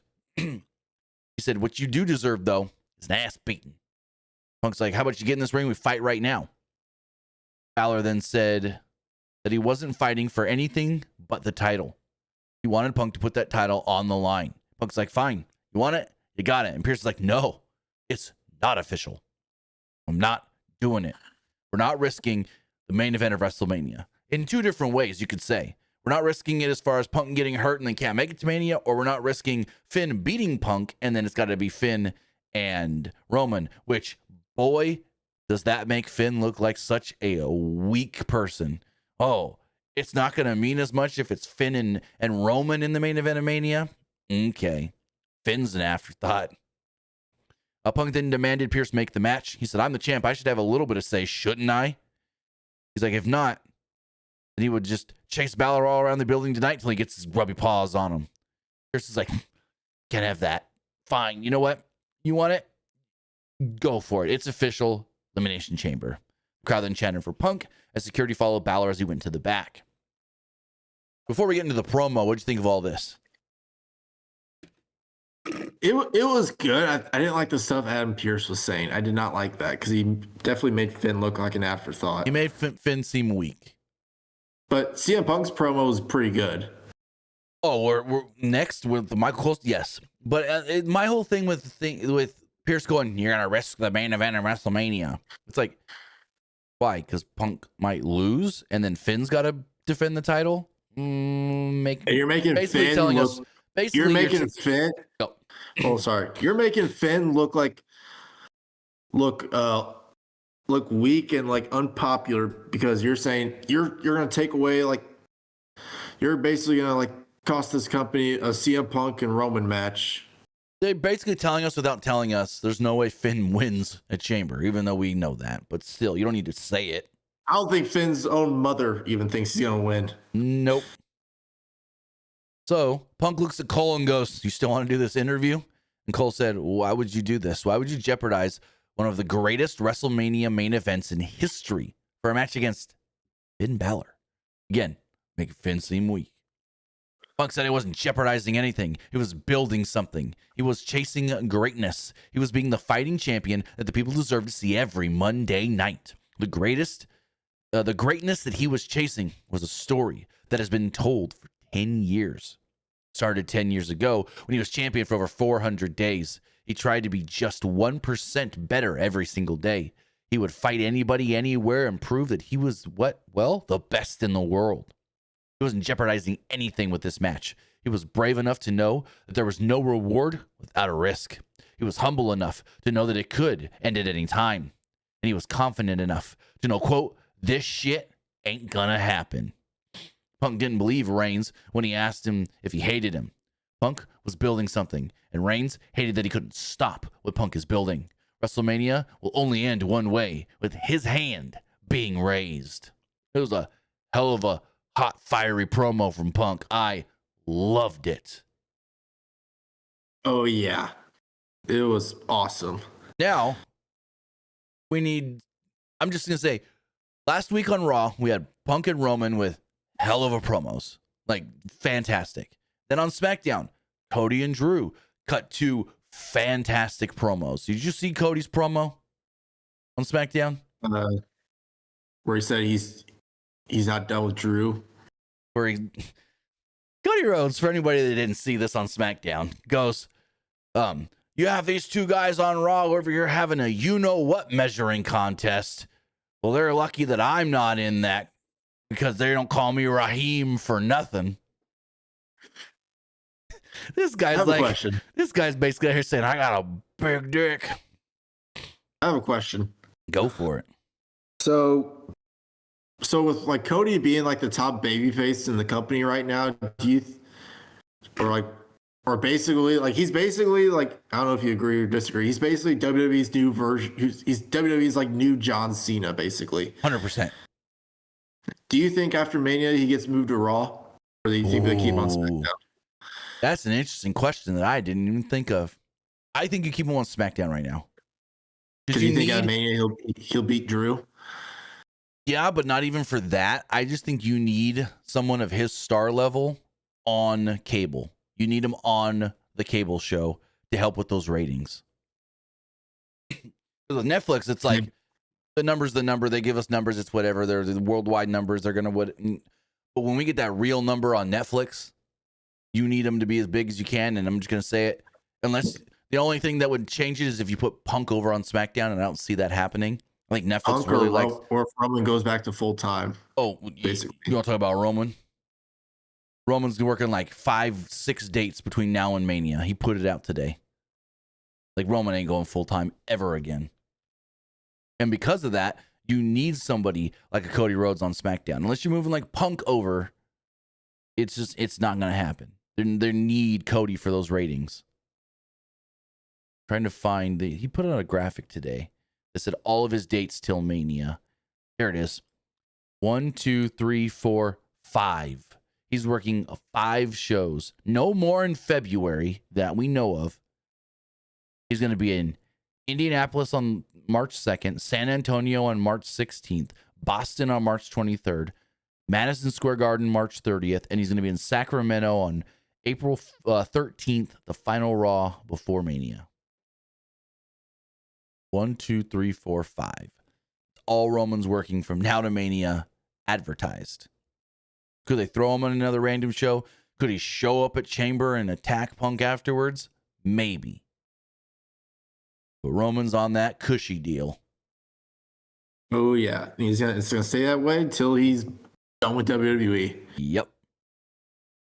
I think. Sorry, we had some bit donations here. I was just going to get to that unless you wanted to take them. I can read them. Where in the world is The Rock? Because it seems at one point soon, CM Punk talk about his failures and his promos leading to Punk versus Roman at Mania 42 Vegas. The Rock's failures. I think Rock's just done with wrestling right now. He's just got no interest to be involved. I know he's got some movies lined up. He lost a bunch of weight for a Scorsese movie he's doing. Let's see, what's The Rock's schedule as far as like upcoming movies? Is he done filming Jumanji 3? I would assume they started filming that in like December. So he has to be done with that. I can tell you right now. Hold on, let's see if it's IMDb has Jumanji listed as still filming. So maybe they're still filming. I don't know. But they were filming that in like December, so. But he's got 4 movies in pre-production. Jumanji 3 is in production. And then Moana is in post-production. That movie's basically done. Like nothing more. Moana's been done. I mean, they're probably just still working on the VFX and stuff, but no more that I think he needs to do unless he needs to go in. The only thing I can see him maybe needing to do is to go in and like re-record some lines or something for ADR. But other than that, I don't think they need him for anything else. Because I know they've done all the regular shoots, and I know they've already done at least one round of reshoots on that movie. Well, I think what they'll do is maybe next year's Mania they finally do Rock versus Roman. So, according to multiple reports, the Saudi government's willing to pay Rock the biggest single day payday ever to work Mania next year. Per reports. I don't know how true it is, but maybe next year's Mania, if they do Rock versus Roman, that can be like both of their like retirement matches. Like who's gonna retire victorious? right. Because if Roman's deal's up next year and he says like because I think he said in the past, once my deal's up, I'm just gonna take time away from wrestling. Roman Reigns literally said he said last year, I got 2 more years, and then I need to find a less physical form of entertainment to be involved in. That's exactly what he said. And he said maybe like after that Mania, he's gonna be like, all right, I'm gonna start doing movies now. Right? I mean, he's already starting. He's in fucking Street Fighter. Granted, I think his role is gonna be small. Him and Cody's role is probably gonna be small. I don't know. Cody was actually out there filming for a while. Roman was only there for like a couple weeks. Cody was there for at least a month, if not longer. What about Hiroki Goto's character? Oh, E Honda, the sumo wrestler. Yeah. I don't know how much he's going to be in it. He wasn't even there at the Game Awards when they had a bunch of the cast to announce and show off the trailer. So I think he's going to have a very small role. He was in the trailer, of course, but like I said, I don't know if it was a thing of they couldn't get him in from Japan or what, but he wasn't there with the rest of the cast at Game Awards. That one kind of surprised me when they're like, Hiroki Goto's in this movie. I'm like, really? What? Moving forward, Van Pierce thanks the security for escorting Balor out of the building. Paul Heyman then showed up with the Vision. Heyman said Pierce pushed Braun Breaker to the point where he went home and deadlifted weights so heavy at 5 a.m. he popped the hernia. It was a potential career-ending injury as well. So he's lucky that Breaker's career is not over. He had surgery and he'll be back, but he puts the blame solely on Adam Pierce. Pierce then got in Heyman's face. Said he knew Breaker was the future, and nobody besides the Vision wanted Breaker back faster than him. He warned the Vision not to get involved in Austin Theory's qualifying match tonight, and that was a threat. Logan then wondered, what are you going to do about it if we do get involved? Logan said that I'm the biggest star to ever come out of the city of Cleveland. You won't do nothing about it. Bronson Reed then backed Logan off, and I'm like, whoa, that was pretty damn interesting. Logan Paul now being confrontational with Adam Pierce.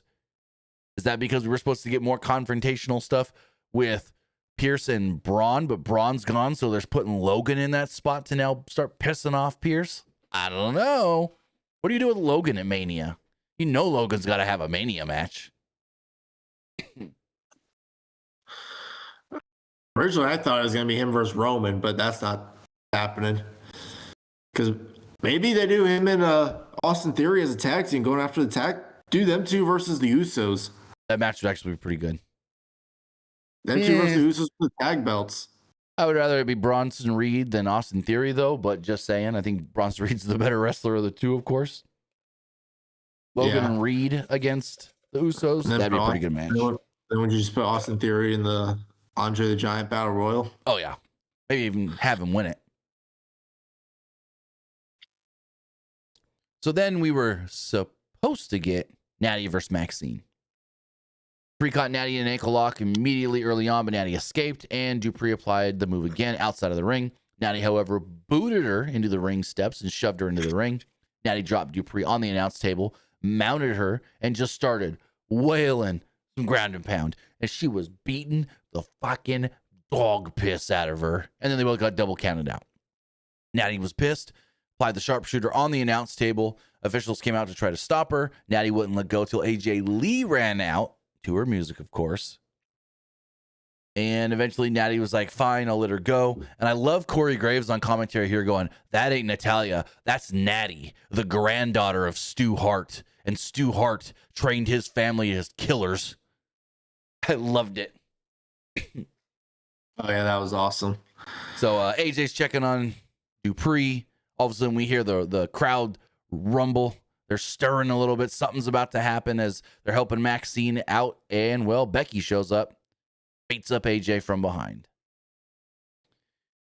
It It was there. It took up 5 minutes of the show. It was whatever. Yeah. There's literally nothing more to say. LA Knight cut a promo backstage. He was talking about the vision. Basically just saying he's going to win his qualifying match and Theory's in it. Then we got Americanos, Bravo, and Rayo against Javon Evans and a mystery opponent. Javon Evans did reveal his mystery. All right. I think we all kind of knew who the mystery opponent was going to be. Right. Mystery opponent, the original El Grande Americano. Now, did you see what happened on AAA this past weekend with the El Grande and original El Grande? What happened? The Corey Graves talked about it on commentary, but it was kind of like just an afterthought thing. So they're doing the Rey de Reyes tournament in AAA, which is like their big tournament to crown a number one contender for the mega title and all that stuff. And Kaiser El Grande Americano was in a qualifying match, like a first round match in the Rey de Reyes tournament.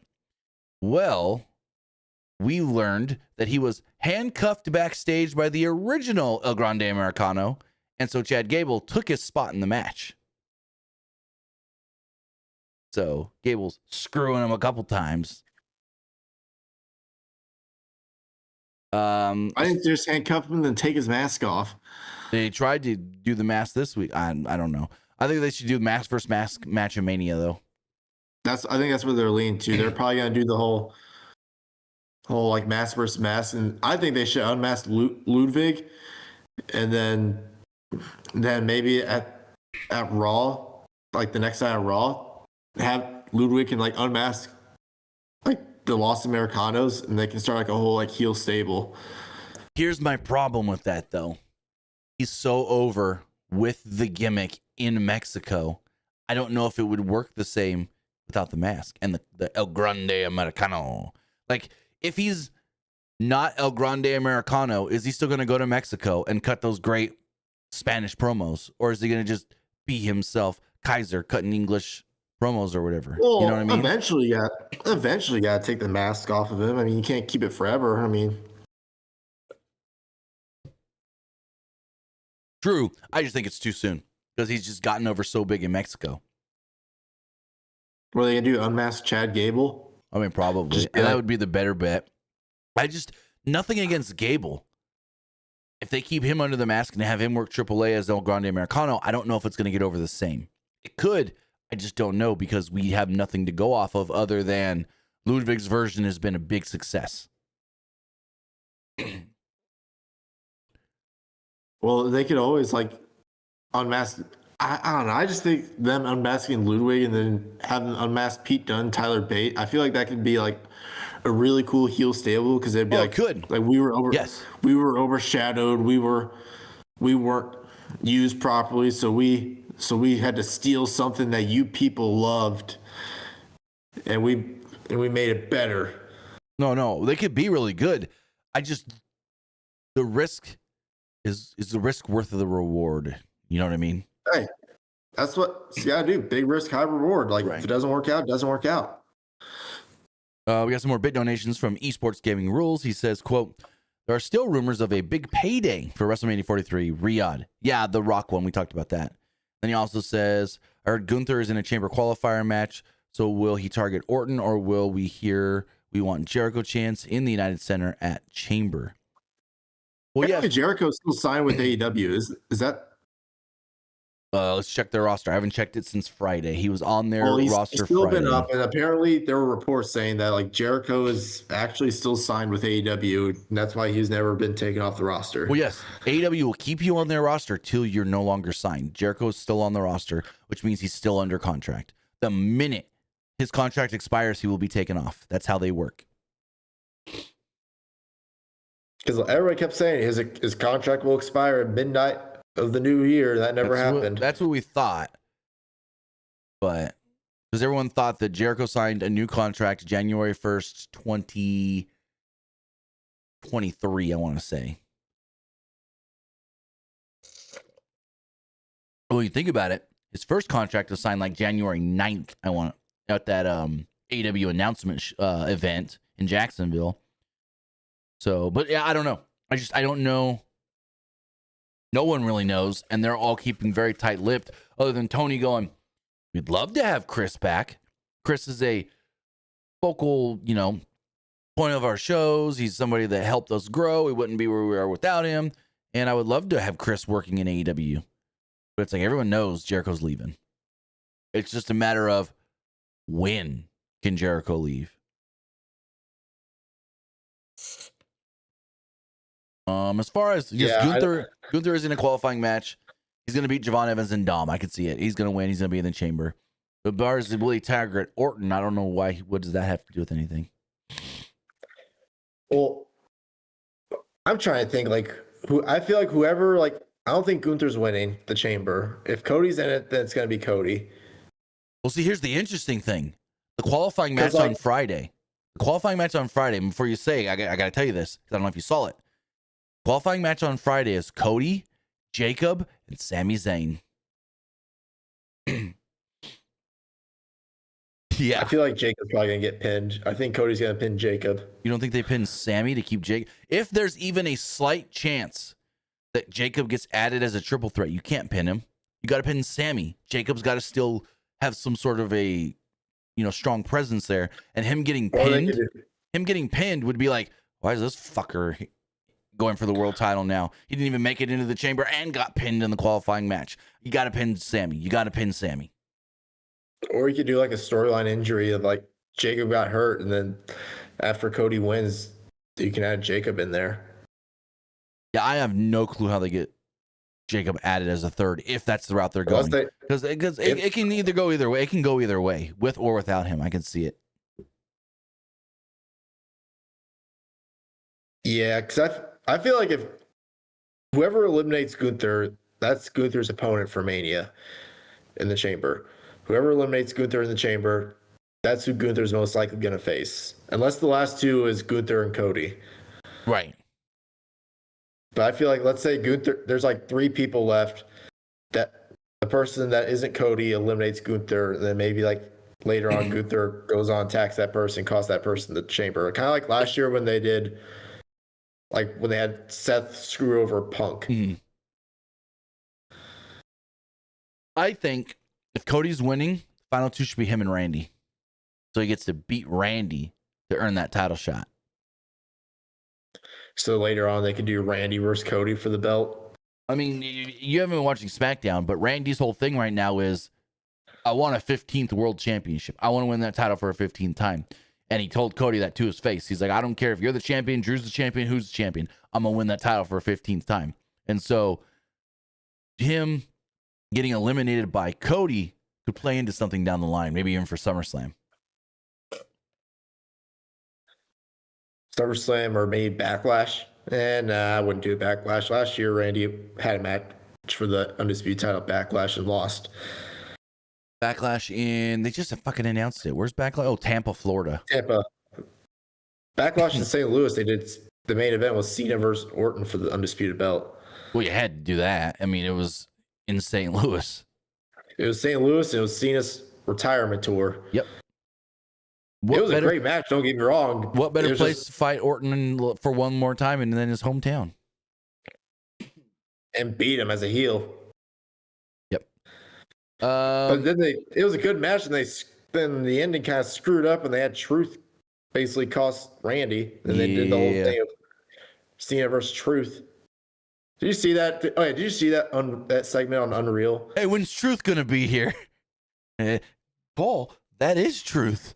Oh man, I thought that was funny. No, yeah. But they were doing the whole retirement tour, and they're like which better person would be so sad about Cena's heel turn than our Truth? Yeah. Well, no, did you see the clip when they were getting ready to do the match for Saturday Night's main event, and our Truth walks up in Gorilla, and Triple H is like, "Hey, when's our Truth getting here?" Didn't realize that Truth as Ron Cena was Truth. He was goofing around with them. I thought that was funny. So the next season of Unreal is all about getting to John Cena's last match, SummerSlam to that Saturday Night's main event. Basically just them picking the people in the tournament. Well, that's why the show ended with Brock returning and attacking John. So Brock's going to be a focal point of this show at some point. I know this show they were focusing on some of Cena's stuff, and then mostly Seth injury, storyline injury. And a lot of them, Lyra and Becky. Yeah, a lot of Lyra and Becky there. Oh, yeah, did you see, like, this is, like, something people were kind of confused about when the Triple H was keeping Seth's, like, injury, like a secret, and they told Cody of all people, they're like, hey, you're our top guy. And I don't want people thinking like, oh, we didn't tell anybody, so we're gonna tell you. Like, even though it had nothing to do with Cody, they're like, yeah, Seth is gonna pretend to be injured. And here's the thing: Seth didn't want LA Knight to know, and LA Knight was in that freaking match. He's like, do we gotta tell him? He's like, do we gotta tell him? And Triple H goes, Seth, if you were in a match where a guy got hurt, wouldn't you want to know that it wasn't real, so it didn't weigh on you that you didn't keep him protected? He's like, yeah, I guess, whatever. I was like, damn. Seth really wanted to go all in on this, and I think he wanted to see what kind of real emotion they could have got out of LA Knight on it. Well, yeah, because that'd probably be better, because if he knew, you're probably not going to get the best reaction out of him. I thought LA Knight sold it so well. I thought LA Knight was perfect. He was perfect. As far as this tag team match does go, Evans and Gable had control early on to the break. Gable made a hot tag after the break and gave the Americanos a double German suplex. Kaiser then tripped him. At one point, Gable was down. Ryo came flying off the top rope, but Evans met him with a midair OG cutter. Oh my God, was this crazy good. They played the replay like 5 times. Corey Graves and Michael Cole were freaking salivating over this.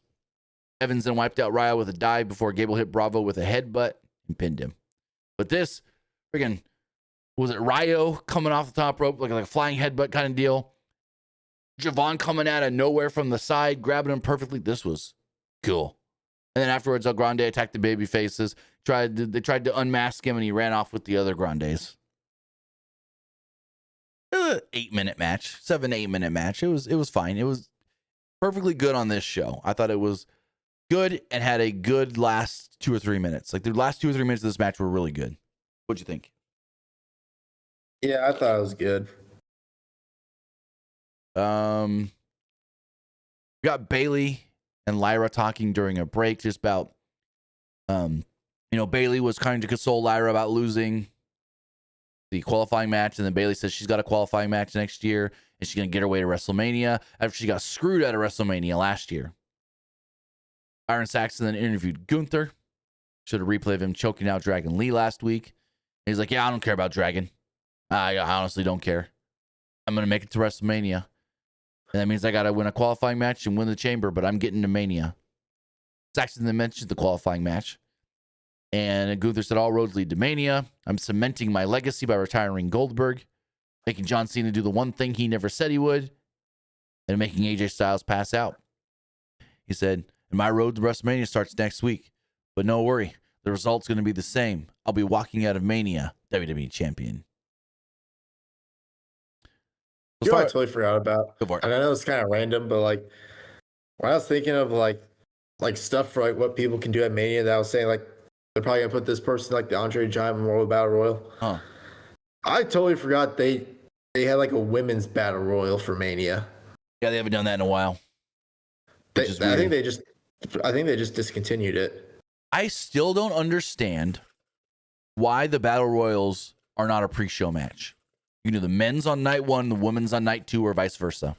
You give the fans a warm up here, and you also give us something on the pre-show. Did you know they ran pre-show matches at the Royal Rumble and didn't air them? No, I did not. That's why for this past Rumble. Yes, I don't know if did you watch the pre-show at all? No. So there's a point when they go. I don't have a subscription to ESPN. Do you know how I watched the Rumble? How? Somebody from I'm part of this. I'm not gonna say the name of the Discord, but I'm part of this WWE Discord, and like someone they have a moderator from the UK that you can watch like premium live events on Netflix. So he like screen shared it like in a voice chat, and that's how I watched the Rumble. That's kind of like what I did. I just used the VPN to watch on Netflix. Can you like show me how to do that? Yeah. Like super, not here, super easy. Not here, but like, I got two. We've got 2 videos on the channel describing how to do it. And Oh, that's how a lot of people do it because people don't and want to it's- watch it on ESPN. And I don't tell you, use a code to go pay for Nord or pay for Surfshark or any of that. I show you how to do it for free. Free VPNs that work every time, no problem. Anyways, three things announced for next week's Raw. Chamber qualifier, Gunther, Javon Evans, and Dom. Then we also have another chamber qualifier, Asuka, Bailey, Natty, and AJ Lee will appear. Then we go to our main event. It's a men's qualifying match. LA Knight, Austin Theory, and Penta. Now, Heyman was there solely as just a manager. He talked on commentary a little bit, but the Vision couldn't get involved, so only Heyman came down with Austin Theory. Which is still kind of weird because it's like, well, no, never mind. I'll just say it's kind of weird because there's triple threats, usually no DQ. But Pierce did tell the Vision specifically, don't get involved. So the match kind of started off a little slow. I don't know. I didn't get a time for this one. I think it maybe went about 10 minutes, it felt like. I could be wrong. Match started off a little slow. Knight then started to get a little bit of an advantage. He hit a neck breaker, and then Penta broke up a pin. Penta then knocked Knight out of the ring before he gave Theory a brainbuster. No, Theory gave Penta a brainbuster. Knight then hit Theory with a slingshot shoulder tackle, clotheslined him out of the ring, and bounced his head repeatedly off the announce desk. Knight then cut off Penta's dive attempt and bounced him off the table. Theory then dropped Knight in the middle of the turnbuckle, but Knight countered a rolling dropkick into a belly-to-belly suplex. Penta nailed both guys with a flying crossbody before super kicking Theory and giving Knight a sling blade. Penta then gave Theory a backstabber, and Knight broke up the cover. Knight then set up Penta for a superplex, but Theory got underneath them and brought down both men with a double powerbomb. Knight then responded with a reverse DDT and a diving elbow on Theory. So the match keeps going on. Logan Paul and Bronson Reed then eventually do run out. So Knight knocked them both off the apron, even though they were told, don't get involved. Knight then went after Logan, but Reed ran over Knight and gave him an elbow. Logan then distracted the referee, even though there's no DQs in a triple threat anyways. Reed then gave Knight a tsunami. Pierce then ran out and confronted the Vision. They were escorted up the aisleway. Theory then curb stomped Knight and was about to get the win, but Penta broke it up. Theory was then thrown out of the ring. Theory then dumped Penta over the announce table as they were fighting. And then all of a sudden, the Masked Man showed up yet again, this time attacking Austin Theory. He super kicked him, gave him a curb stomp. The Masked Man then chucked Theory back into the ring before he was chased to the back by the rest of the Vision. Theory was then given a BFT, and LA Knight pinned him to pick up the victory. We still don't know who this Masked Man is, who is under all the black. And LA Knight will now join Randy Orton inside the Elimination Chamber. What'd you think of the match and the way the show went off the air? I thought it was good. Hold on, I saw this tweet. Like, I don't know if it's true or not. Like, someone said Dave Meltzer said in the latest edition of the Wrestling Observer newsletter that Royce Keyes, Powerhouse Hobbs, is 41 and not 35. Up until now, the records show that he was born in 1991. I can tell you right now. Hold on. F4W. I always thought he was in his like late 30s, early 40s or something. Hold on. Apparently, he's 41. I can tell you here in a second. I can just go to the Observer. Wrestling Observer. I hate how their site doesn't work sometimes. Like, geez, I was like, geez, if he's 41, I don't know how WWE would use him. Oh, he'll be fine. Apparently, he was very unhappy on how he was treated backstage in AEW, though. Did they say that in an interview, or is that just the rumor? I'd have to look again, but I read something about him. Oh, there's the rumor that he didn't like how he was being utilized in AEW. Yeah. Let's see. So Meltzer wrote, quote, more on Royce Keyes, William Hobson, 41. The note last week was incorrect in the sense that the AEW offer for him was said to not be close to what Bryan Danielson got to jump, but still very strong, a 5-year contract offer. The belief is that blah, blah, blah. I don't see him saying anything about age other than Royce Keyes, William Hobson, 41. I always thought he was.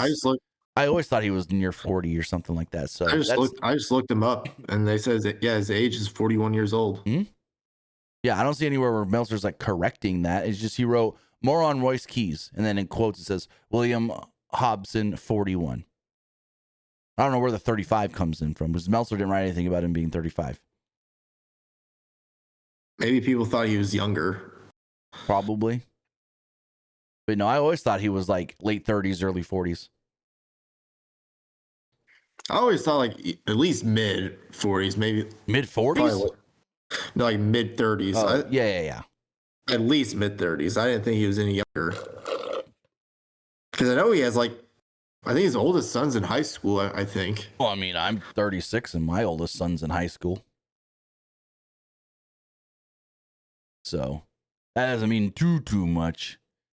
Anywho, with all that, you know what we thought of tonight's Raw. Now it's time to hear what you guys thought of the show as we check these polls. As far as the Threads poll does go, 75% liked the show, 25% thought it was just all right. Looking at the Twitter X poll, 58% liked the show, 23% thought it was just all right, and 17% didn't like it. Looking at the community poll, 77% liked the show, 16% thought it was just all right, and 7% didn't like it.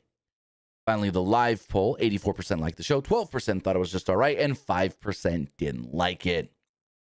With that, guys, that is going to wrap everything up. I want to say thank you for joining us here. Twitch.tv/PWU Unlimited, YouTube.com/Pro Wrestling Unlimited, and podcast services all around the globe like Stitcher, Spotify, Google Pod, Apple Pod, Anchor, iHeartRadio, and so much more. Also, remember, note, all of our podcasts are now going up as a video on Spotify, so that's really cool as well. But Luke, tell them they can find you.